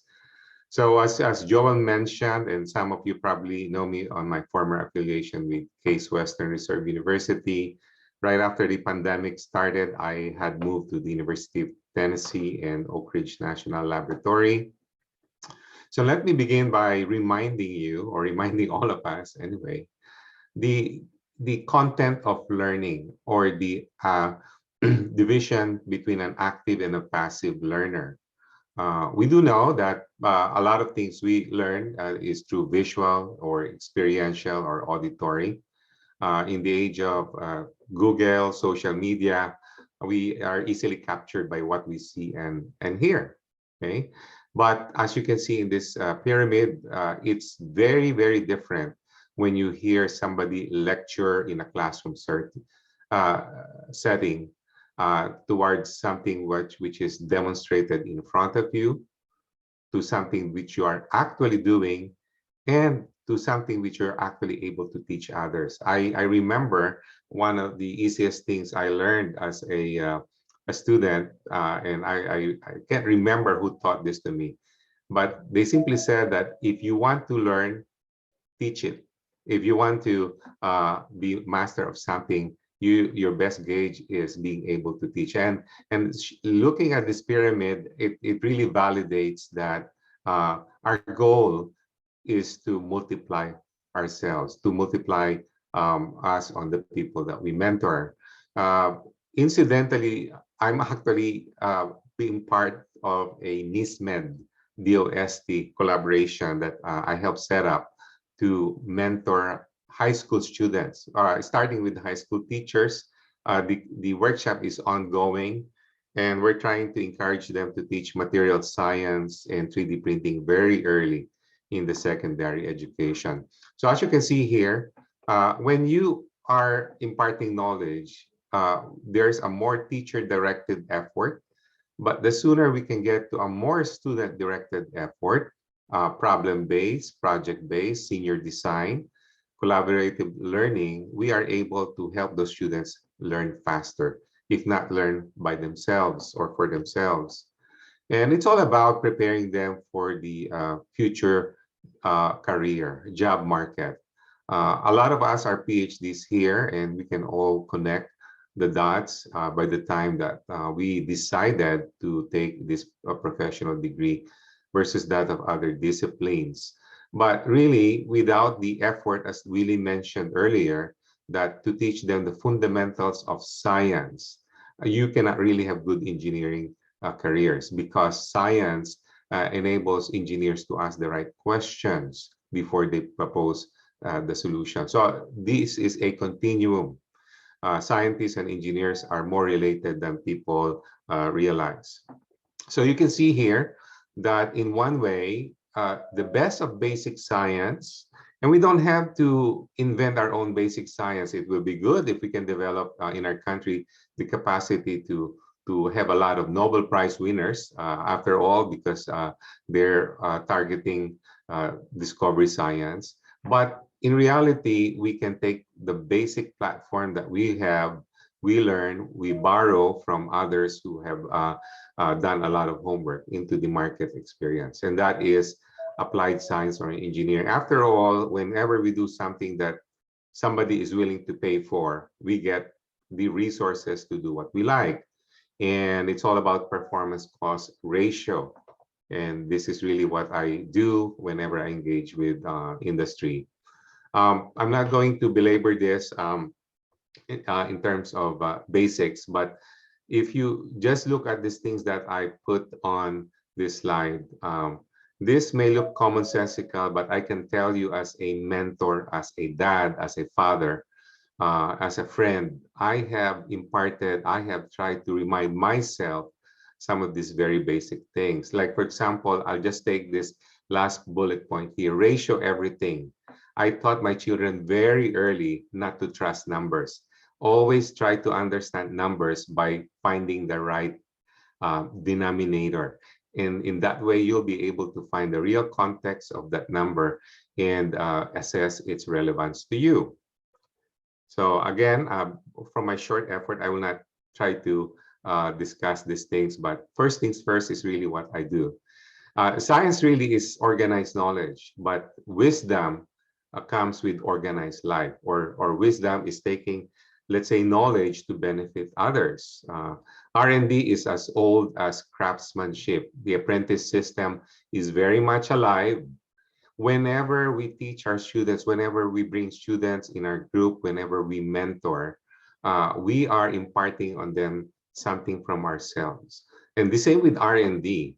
When we try to guide and train our future scientists and engineers, we train them to have inquisitive minds and be able to do good research and then eventually communicate it. So this goes as ancient as alchemy, but also the apprentice trade shop system.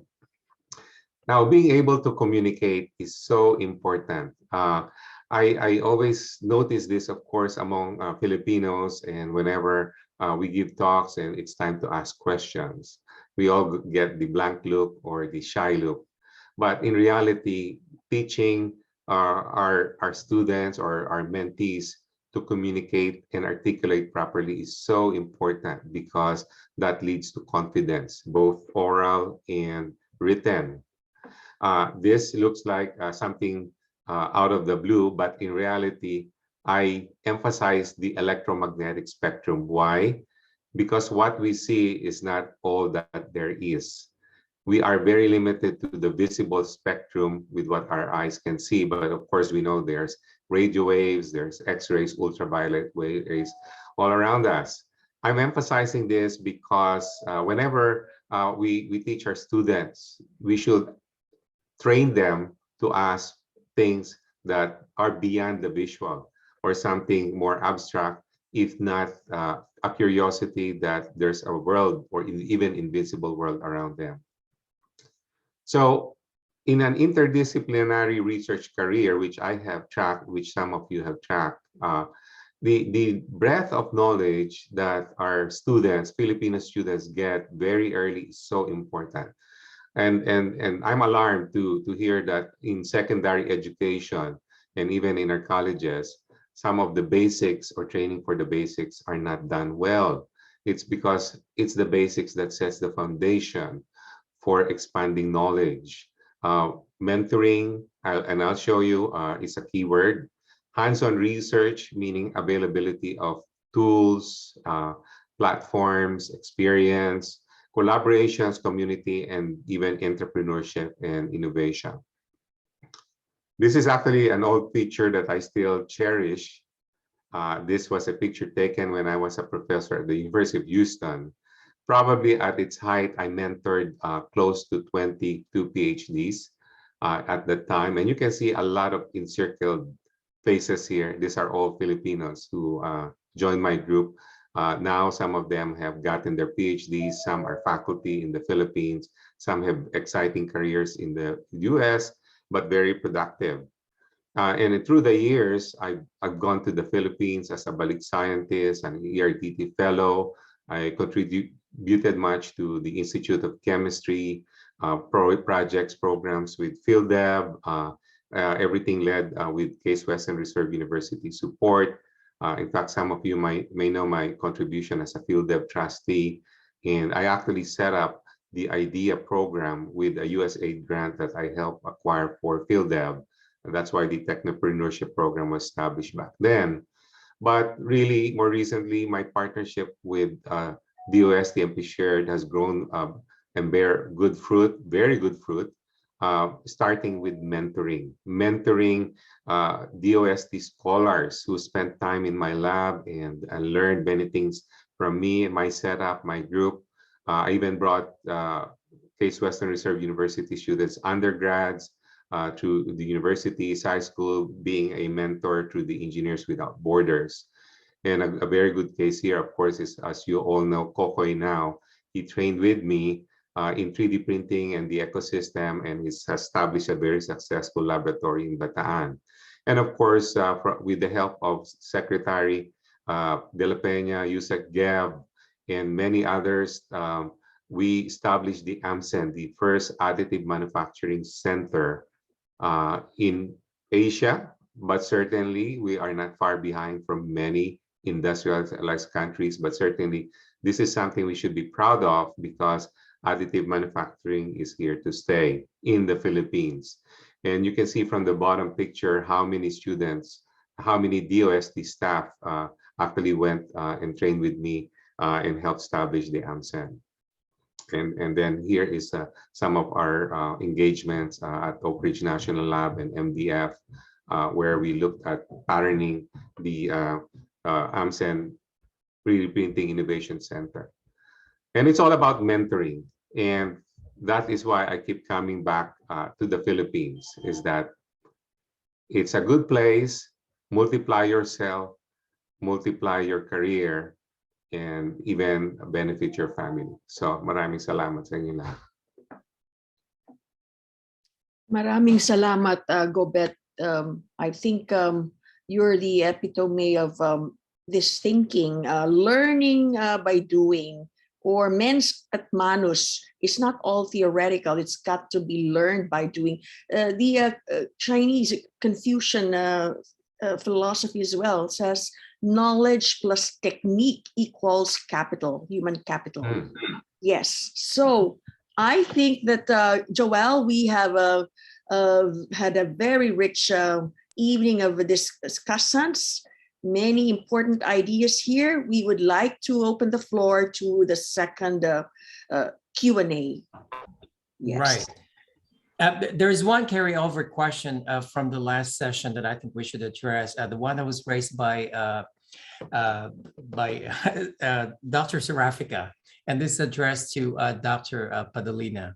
So, Doc Willie, how is the net loss carryover for R&D undertakings here treated here? RA 10142 is silent on it. Could you address this, please, Dr. Padolina? Well, exactly. That's why it increases the risk of entrepreneurship. So if in the perception of the investor, it's too risky, he won't come here. So we need to also tweak that environment. I think you know, in Silicon Valley, 90% of the startups fail. And why are they still attracting groups there? Because the financial system is very favorable for the startup to recover. In the case of the Philippines, I've been told this even when I was at DOST, our bankruptcy laws are very harsh. So the risk, the level of risk a businessman takes is really very high here. not to mention the changes in contracts in the middle of the game. So that's a good point. But Joel, Dr. Padolina, may I pose the question again, whether inputs of support from the government and the private sector in the form of public-private partnership with academe might help. So, you're trying to address the risk bankruptcy phase. But what about trying to ensure that you don't get bankrupt because you have major inputs, not only from academe, but also from industry, okay, to make sure that the technology works, it's commercialized? That would be a way to go. But the problem is, where will you get the subsidy? Well, there are models in countries like Singapore where you have a 1-to-1 PPP. Yeah, but where do they get the cash?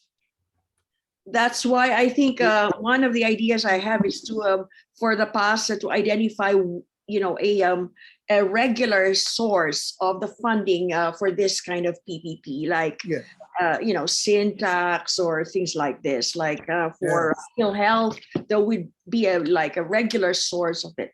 It's one of the things that I am thinking of. Yes, that's one particular area where the government has to really, step in. But it has to have a source. Exactly. So we have to identify a source, a logical or rational source for this. Yes. And well, I have Joel, I have a little conversation here with President Shirley, because I noted her huge budget of 10 millions, which did not come from the DOST, and she indicated GAA. So now I'm asking her, how did you get this funding from the GAA? Was it through the provincial governor's office? Or because Mandanas is not yet in effect, but it's coming this year. So I think at this point, we'd like to know what we think the impact might be of the Mandanas ruling. Maybe Yusek Gav can reply to this. Maybe Yusek Leo Sebastian of the DA might provide us some enlightenment of this. Some are counting on it so much, but others say, from experience, I think former EVP Ted Arbosa said the other night that in the Department of Health, there's just so many billions that never got to the LGUs. And that is why Governor Mandanas brought it up to the courts. So maybe Shirley, could you tell us about your funding? Thank you very much. Since I would like to borrow the statement of Dr. Gav, it depends on the administrator, because I follow the R&D priorities of the region given by the National Economic Development Authority, and we align our R&D agenda in it. And during the budget season, we propose to NEDA, and NEDA, we have to entice NEDA first. And then NEDA will endorse it to the DBM regional DBM. And then at the regional DBM, we have to defend again until to the national level. That's why we get this amount, because we follow the regional priorities of NEDA.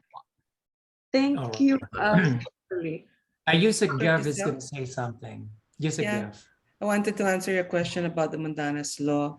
From the government's point of view, all departments were asked to enroll which of their services are going to be part of the devolution. That's the term that they use. Meaning, say, the funds will go down to the region or to the province or to the LGU.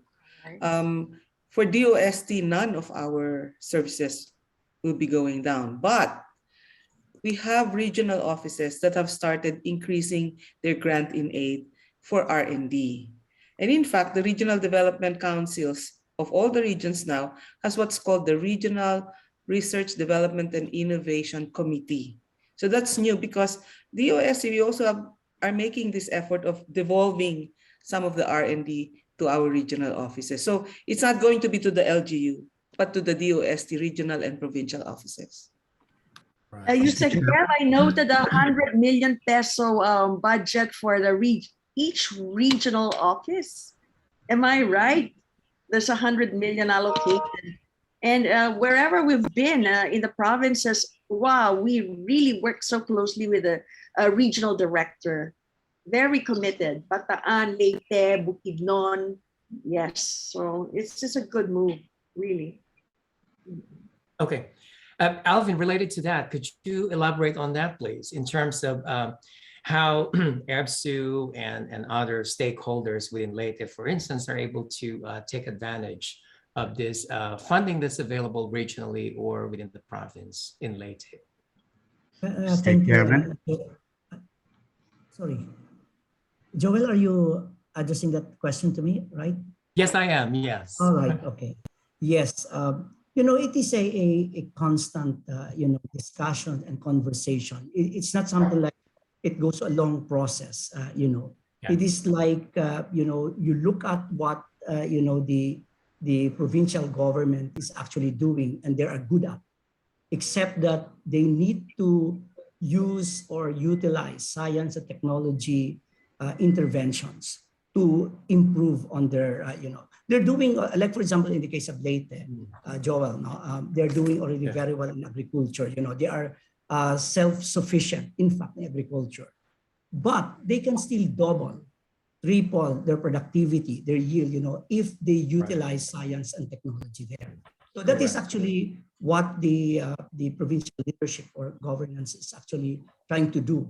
They don't to actually wait to to pass it to the NEDA. It is like on the ground. They know that it is needed.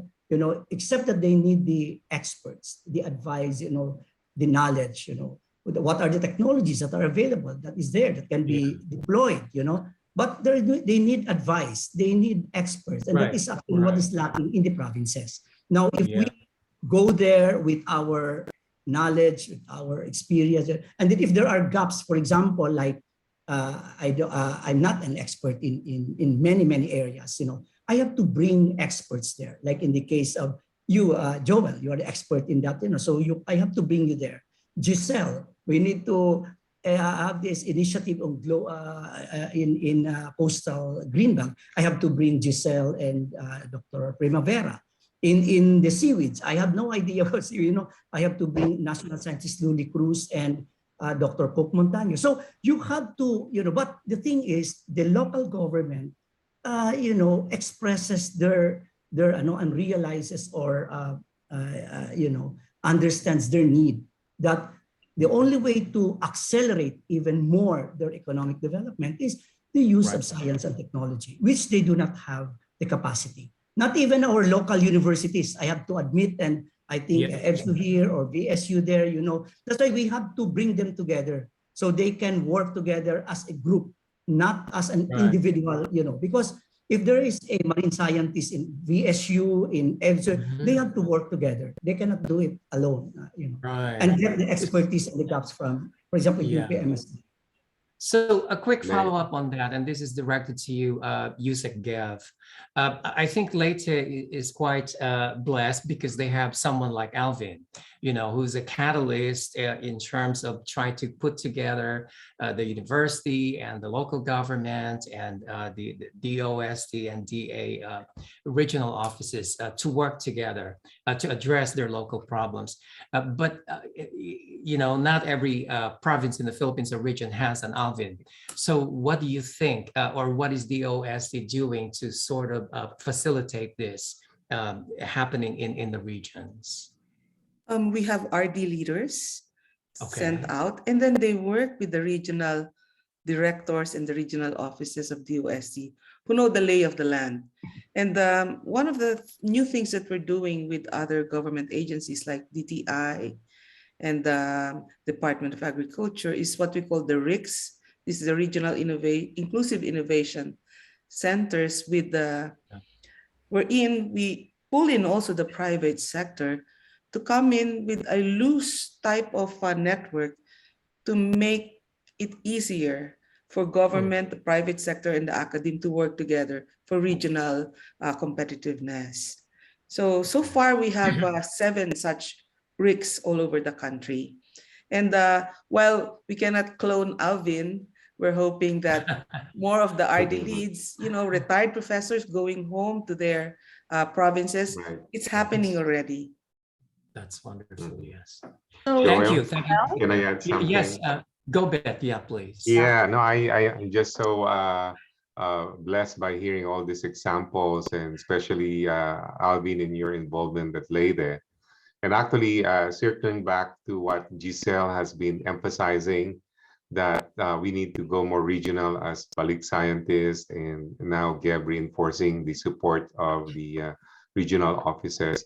I think really the case is each one of us can, at PASE anyway, can look at adopting regions, provinces, or our former hometowns, or where our relatives live, and then see how we can steer resources, not only from PAASE, but our connections and network, especially with the DOST and local government. So you and Alvin have set a very good precedent.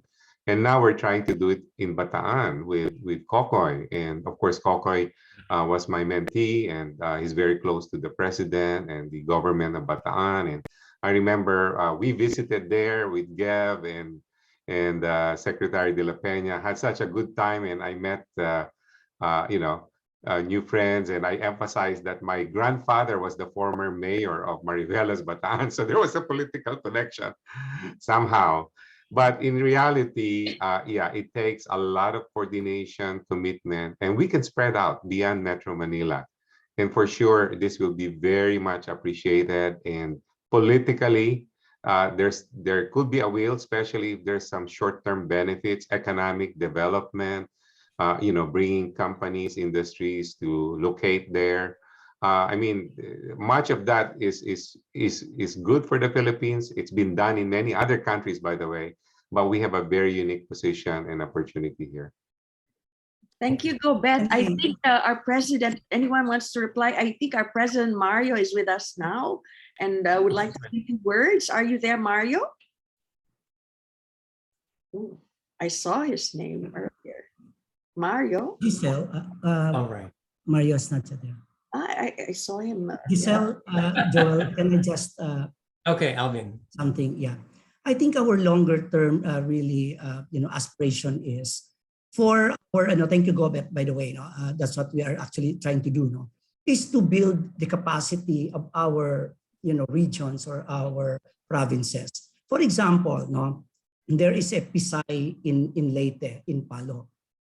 If we are able to raise the standards of our education equality, including R&D activities, in the universities located there, maybe our graduates there in Pisay would no longer have to go to UP Diliman to take their science courses in chemistry, because our universities in the region are already high standard, So that is actually our long-term aspiration, is that we are able to train more scientists locally in their in these places, so that in the future they are capacitated. They can do it on their own.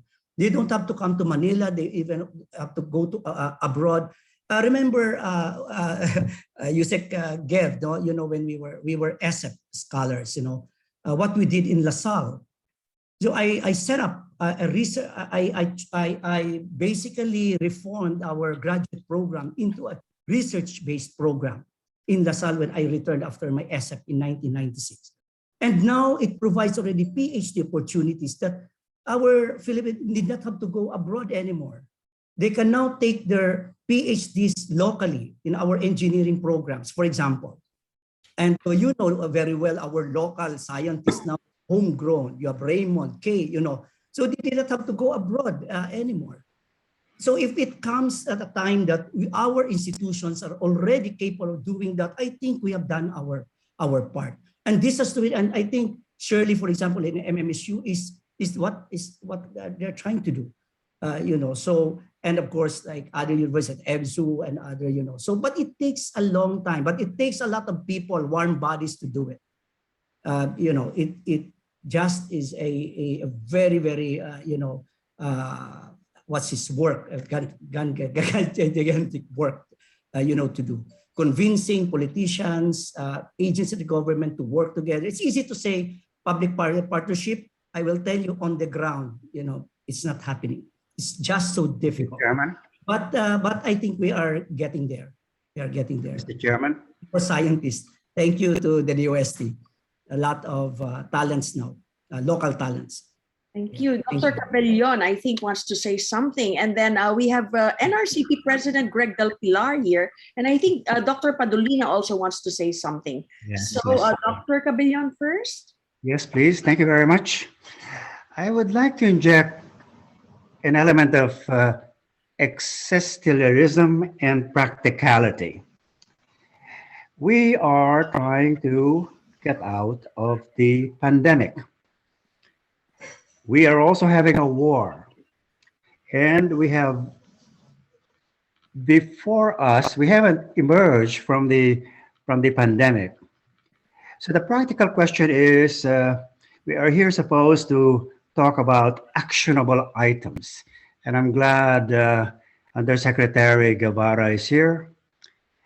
And it seems like the Virology Institute of the Philippines bill is stuck, although there's money already for it. But it is a practical problem. If we have all these plans, this and this, and we die of the virus, all these things are just going to disappear. So from a practical standpoint, right now, March 3, how are we going to position the Philippines for dealing with these pandemics? We need to convince the senators to pass the bill, start bringing our scientists back to the Philippines, whether they are done in Leyte or whether they're done in Ilocos Norte. We need to solve practical problems. Dr. Cabellon, I have listened to Yusek Guevara defend the VIP in Congress. So maybe we can hear from her the latest developments. Thank you very much, Dr. Giselle. The VIP has been approved at the Congress last July, but at the Senate level, it has not been discussed. Some of our senators are they're looking at the VIP as a potential threat to some other organizations in the government. And then they're also a little bit confused about what is CDC, which is the Center for Disease Control, versus the VIP. And that they somehow do not see the synergy between these two organizations that are in two bills in the Senate. Our hope is that because there is a strong lobbying for both, that maybe in the last few weeks of the Senate and Congress, you'll be able to get it passed. But we need help from people like you in PAASE to make our lawmakers understand that we need both organizations, the Center for Disease Control under DOH and the Virology and Vaccine Institute of the Philippines, or the VIP under DOST. What's fortunate about VIP is that we have been getting funding from DBM. Last year, we got 284 million for R&D, 50 million for the infrastructure, the building. This year, we got more than 900 million for R&D and 150 million for the building. So the money is already, we're already doing R&D for the VIP, even though we don't have the law. But, it would be nice to have the law. Thank you.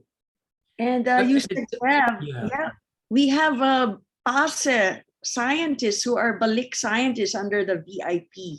We have 7. Yeah, and about 2 or 3 of them are from PAASE, yes. So Fantastic sila. Yusek Gab, so at this time, how can PAASE exactly help? Help our lawmakers, because sometimes, sabi nila, prophets are not appreciated where they come from. So they don't appreciate our words, maybe outsiders like you who are not in the Philippines would be heard. How do we do it? Do we write letters? Is that how it should be done? Write letters, exhaust your social connections. Senator Binay is the key because she is the chair of the S&T committee in the Senate. She has to call a hearing for the VIP. Right, right. Okay, so I think that's one important thing that PASE can do, and in cooperation as well with the state universities and colleges, the presidents particularly. Let's get together a bunch of letters in support of this and submit that to Senator Binay. I think that's one thing that we can do concretely. Yes, thank you. Thank you. Joel, there's a question here from Dr. Shirley of MMSU. How can DOST and PASA influence the government to issue compelling rules to LGU so that a portion of their Mandanas fund should have a certain percentage dedicated for S&T initiatives and activities? Is there anything we can do together, Gav? What we have found out, Giselle, is that lawmakers at the Congress, because congressmen, they have districts and they are affiliated with a particular region, they are the ones who give better funding. And what they do is they give it to the region where they belong, rather than to the local government unit. So it's easier that way. So, Gav, Dr. Greg Del Pilar is here, NRCP president, and in my first meeting with the governing board as a new member at large, we talked about the possibility that NRCP could come up with IRRs for the Mandanas that would benefit research or S&T. So may I request Dr. Greg to speak at this point?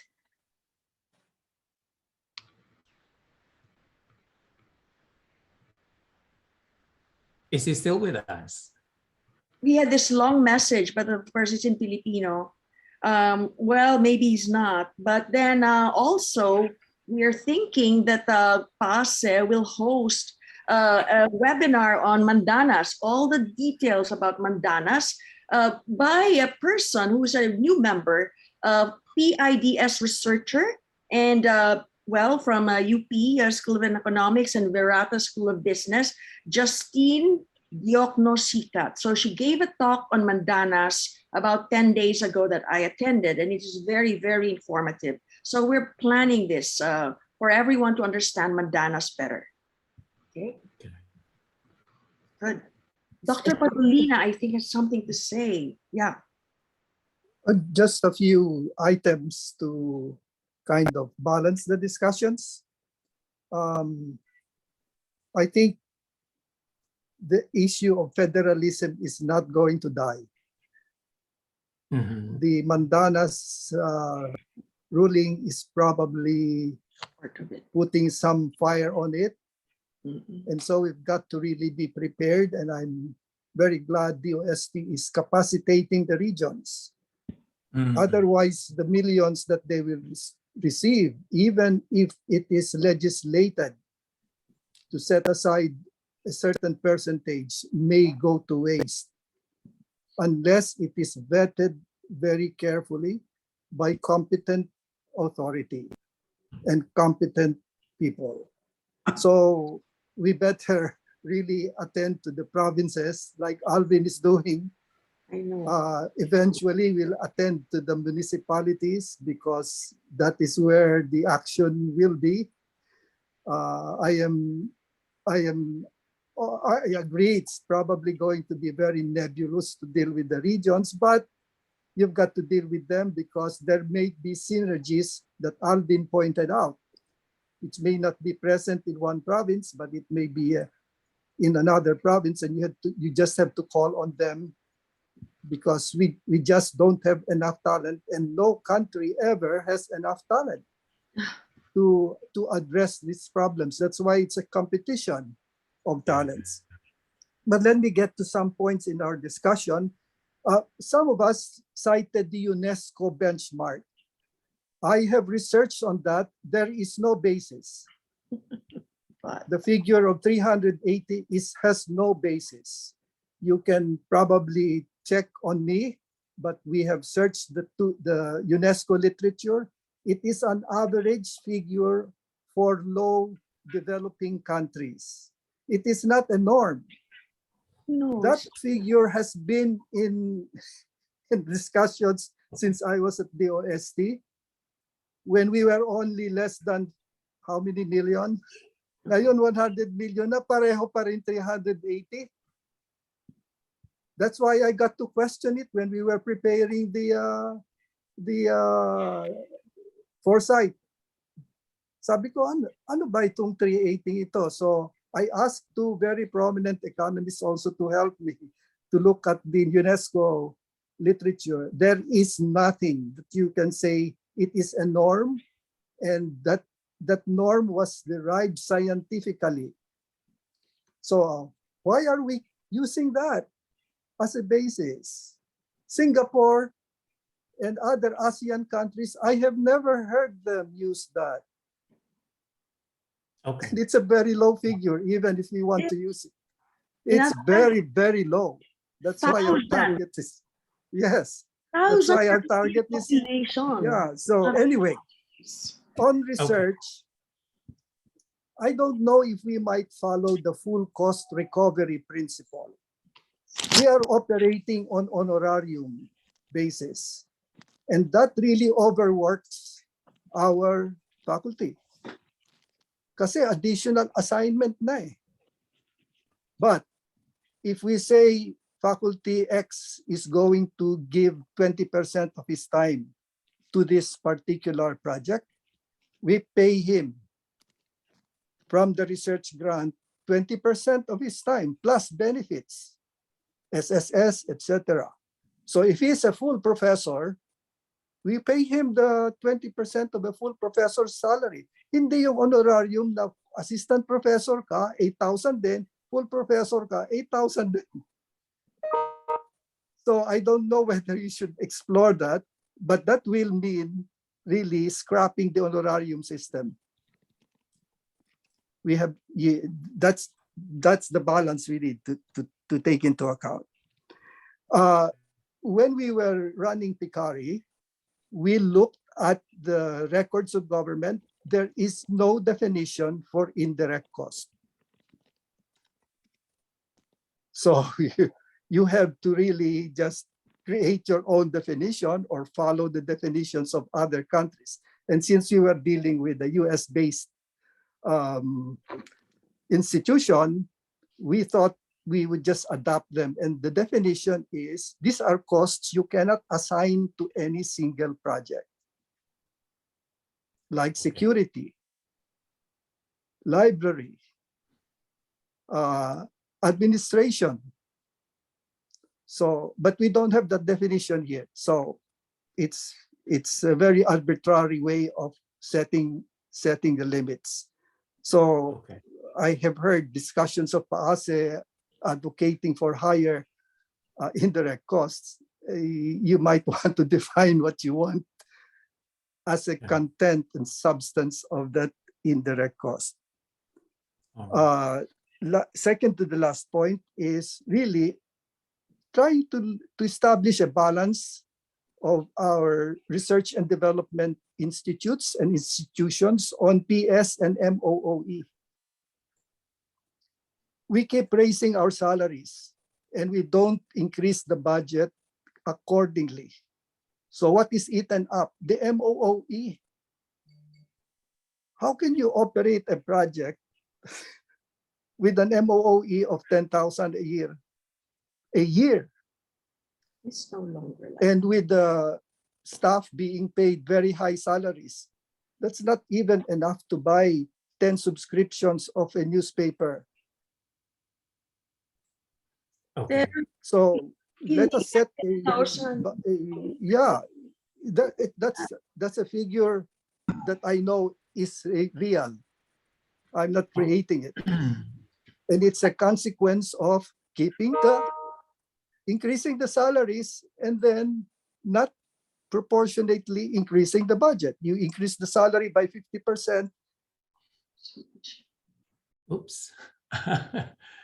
I think there's a power outage, I suppose.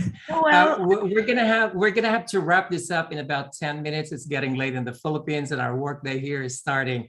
So in 10 minutes, please. Alvin, you've got something to say? I just wanted to share, what we did in LaSalle and what we are still doing actually for externally funded projects. because the funding, especially from our local institutions, I mean like DOST, for example, cannot buy out our time. So what LaSalle does actually is, if you have an externally funded project, you can automatically propose an internally funded project that is associated with that particular project.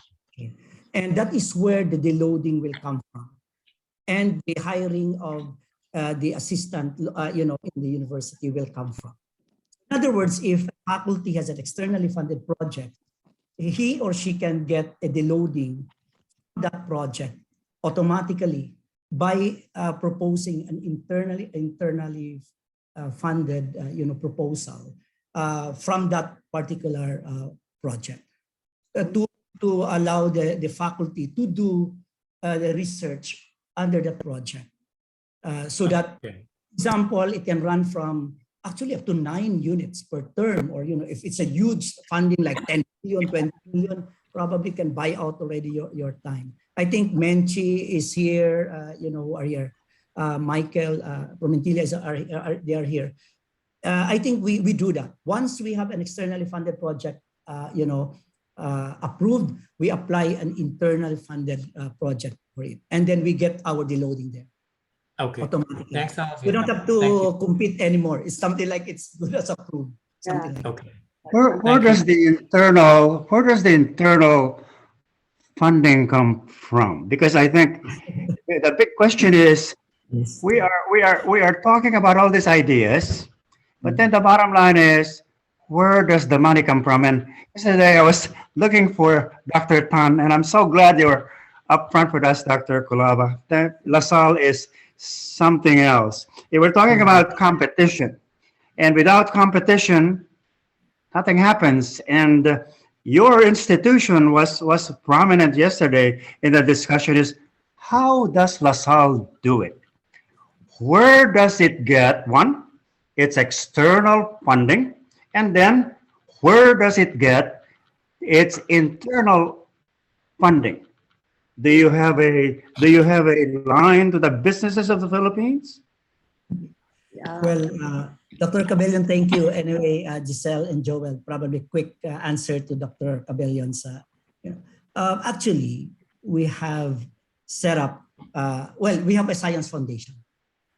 That is where the money goes from patrons, donors. It's huge, But we also have set up our own, what you call as competitiveness fund, which is actually raised by the university from donors and alumni, and so yes, we don't really get much funding from the government because we have to compete with like the DOST for equipment, or in fact, as mentioned here, sino ba ito nag-mention?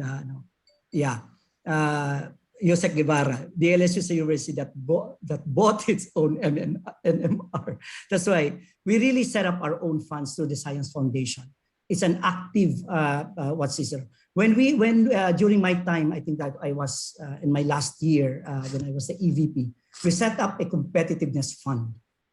And that was something like a budget of 100 million per year for competitiveness alone, which we actually funded, our faculty to do the research, to those, incentives and everything.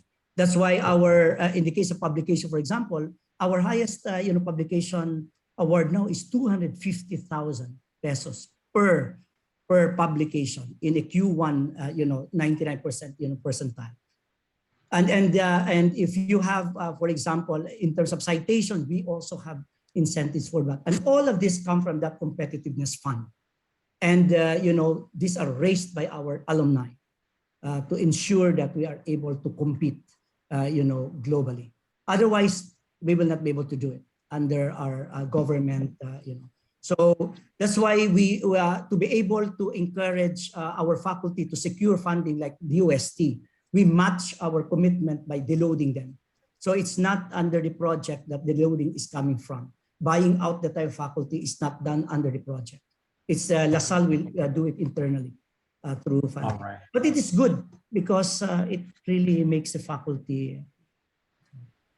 Okay, thank you, Alvin. We're gonna have to end soon, but I want to ask one final question to Yusek Gev.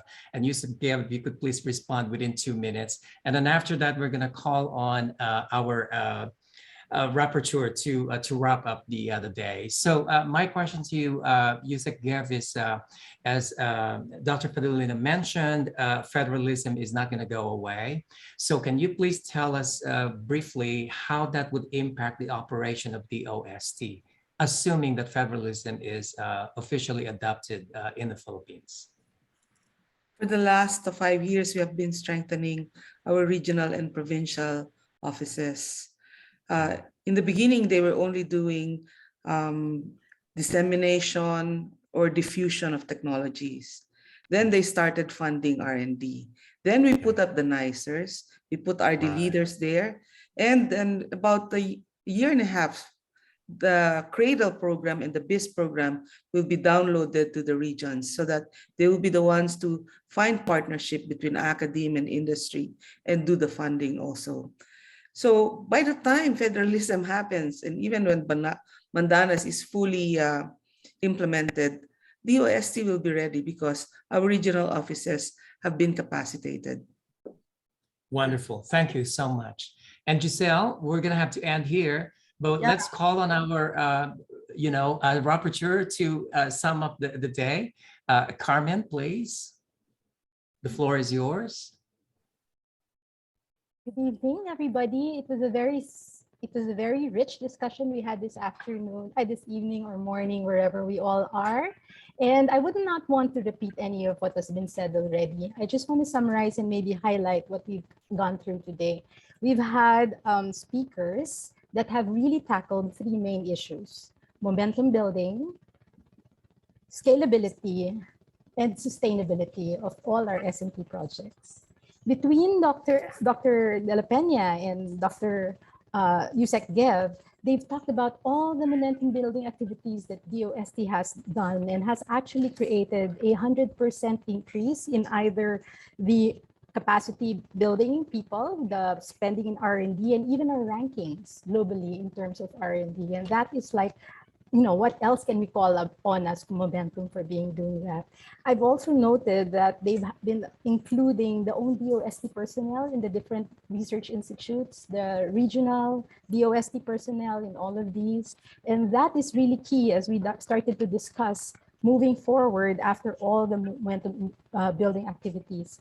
Dr. Yusek Gev has talked about the sustainability of these, which is included in the legislation and the long-term and medium-term plans that they have made sure are in place, plus a budget of something like 15.7 billion for the Science for Change program alone. And there are things like the whole DOST being about 187 or 87 billion over the next years until 2030. We are very, very thankful, Yusek Gev and Secretary De La Peña, for all of these. I just want to reiterate Secretary De La Peña's plea that we should be focusing on creation of wealth and to be able to make sure that the investments that have already been made, particularly for infrastructure and for the manpower, be quickly helped. And that's PAASE is an area that we can all be moving towards.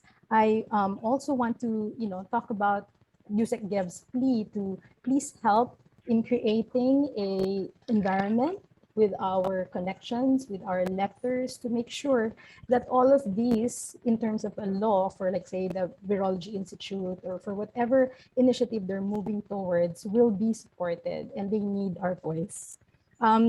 In terms of scalability, Yusek Gev and Secretary De La Peña have talked about the regional initiatives, and that's when we could hear President Shirley and President Dennis talk about the initiatives in their immediate vicinity. A lot of momentum building activities as well, development of research centers, calling on external partners, creating innovation. And the biggest thing that I was taking away there was centers, because activities and projects are one thing, but centers are another. And then comes the question, how are we going to continue funding this existing infrastructure? How are we going to continue after the momentum and the scalability, the what do you call this, the scalability of these things, how will we continue to sustain these things? And it is very, very interesting that the Mandanas ruling has came through, and that is one of the major things that we would have to actually help these SUCs, regional centers of DOST, to continue with that. Now, with that expansion or the scalability issue came talks by Dr. Alvin Kulaba, Dr. Shirley, and Dr. Denny still continues on focusing on the regional needs, focusing on the regional connections, focusing on something very interesting that I've learned through theirs, resources from the local government. I have been working with our IIC4A, and that is Batangas, and that's where Governor Mandanas comes from. And we're working on coffee. You know, if people are all have the same idea towards something that they truly love, the need for homegrown talent, the need for understanding on the ground, the need for knowing what can work and not work, we could actually get things going, even how difficult it is. And key again will be sustainability.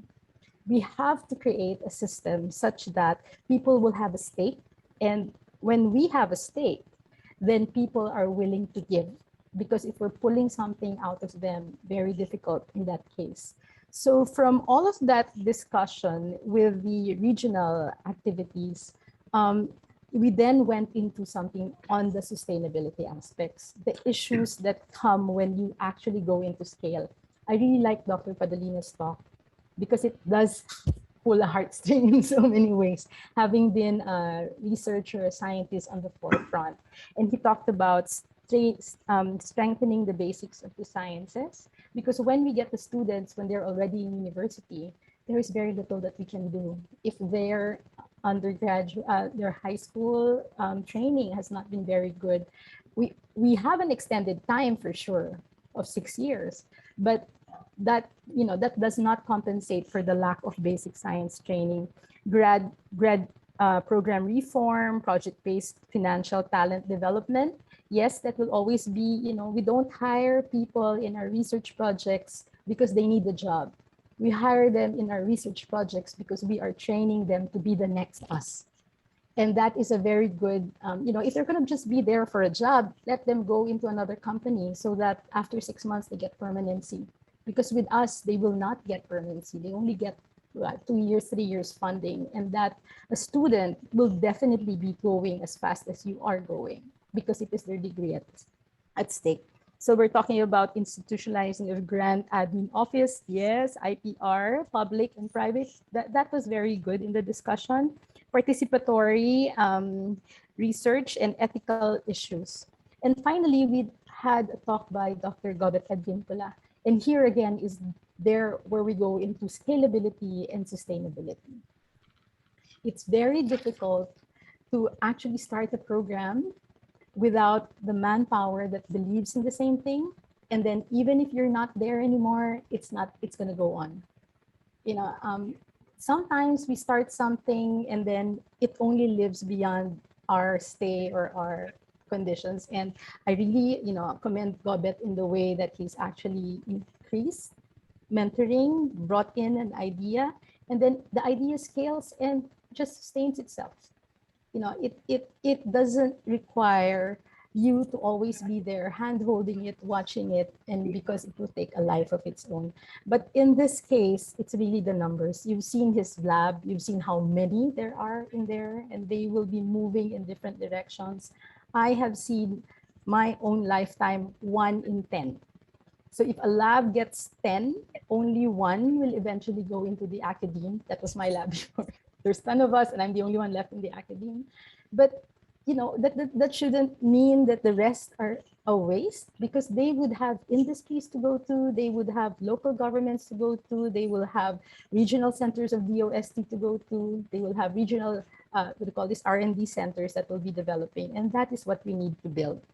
Because the continual idea that the academe is the only landing place of anyone taking a master's or a PhD will definitely make people turned off. And that, unless we create that ecosystem where employment will eventually, gainful employment, meaningful employment will be seen in other things like this, I am so excited that this is the time in our careers that we are all here, because for the longest time it's been, we know each other. You even if it's in a different field, you get a name we know that just talks about how small we are. But if when we see regional centers, we see institutions, we see government being involved and people that we've trained are in there, that will be an amazing part. So I really hope that we can move forward in all of these. And I'm very, very thankful to be part of this discussion. Thank you very much. Okay. Thank you, Carmen, for crystallizing what transpired in this forum today. Thank you very much. Giselle and I would like to thank, of course, our eminent discussants today or tonight. I'd like to turn this over now to Vice President Gladys. If you could please give everyone a flavor of what's going to happen tomorrow. Oh, thank you very much, Joel. So tomorrow will be our last day. And then, so it will be, we don't have the flyer yet, but we will have 5 speakers. It's from the NGO.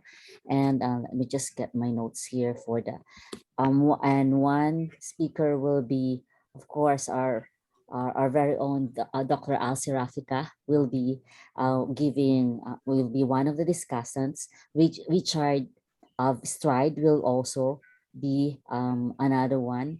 And then from Unilab, I'm sorry, let me check my notes. Okay, hold on, sorry about that. We're supposed to have the flyer. Okay. It's okay.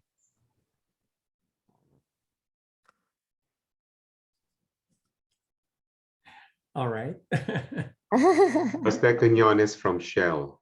Oh, yes, thank you very much. And one more, because Marius. So we'll have Rina from Knowledge Channel. Rina. Okay, thank you very much. Yeah.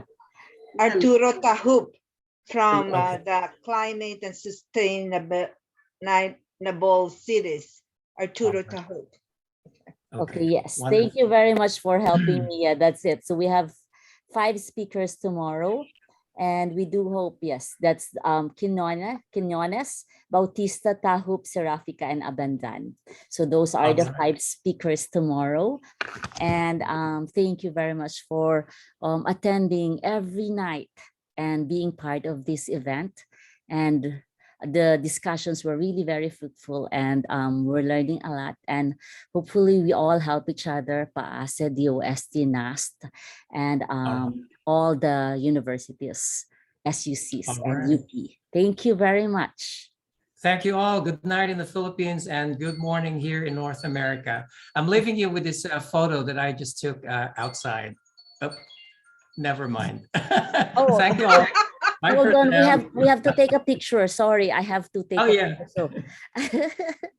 There's some more comments in the chat box. So some of you might like to take a look. Yes, and then Giselle, actually the message, the long message is from Dr. Gregorio del Pilar. It's in Filipino. So yeah, that was supposedly his message. Okay. Well, are we gonna have a group picture? Are we gonna have a group picture? Yeah, I can do it. I can take a photo. But while taking a photo, I'll summarize his message. And he says, lingua franca, or the mother tongue, might help us with them. And not to use English. You know, he's an expert in Filipino. So the message to them. Can you please open your nagugutom na ako. Okay, everyone, I'm on grade 3. So turn on your... Gutom na ako, Giselle. Smile. Sino po yung gutom? Sorry, I cannot... Grade 3. And then I'm moving to frame 2. All right. Okay. And then frame 1. Thank you so much. Dr. Elizabeth Quirino Lajos of the TIP is present every night. It's a trailblazer. Right. Thank you all very much indeed. Yes. Good night and good morning. Bye for now. See you tomorrow. Bye, everyone. Good night. Thank you, everyone. Megan. Thank you. Thank you. I Thank saw you. Alan Bernardo earlier. I also saw Badong.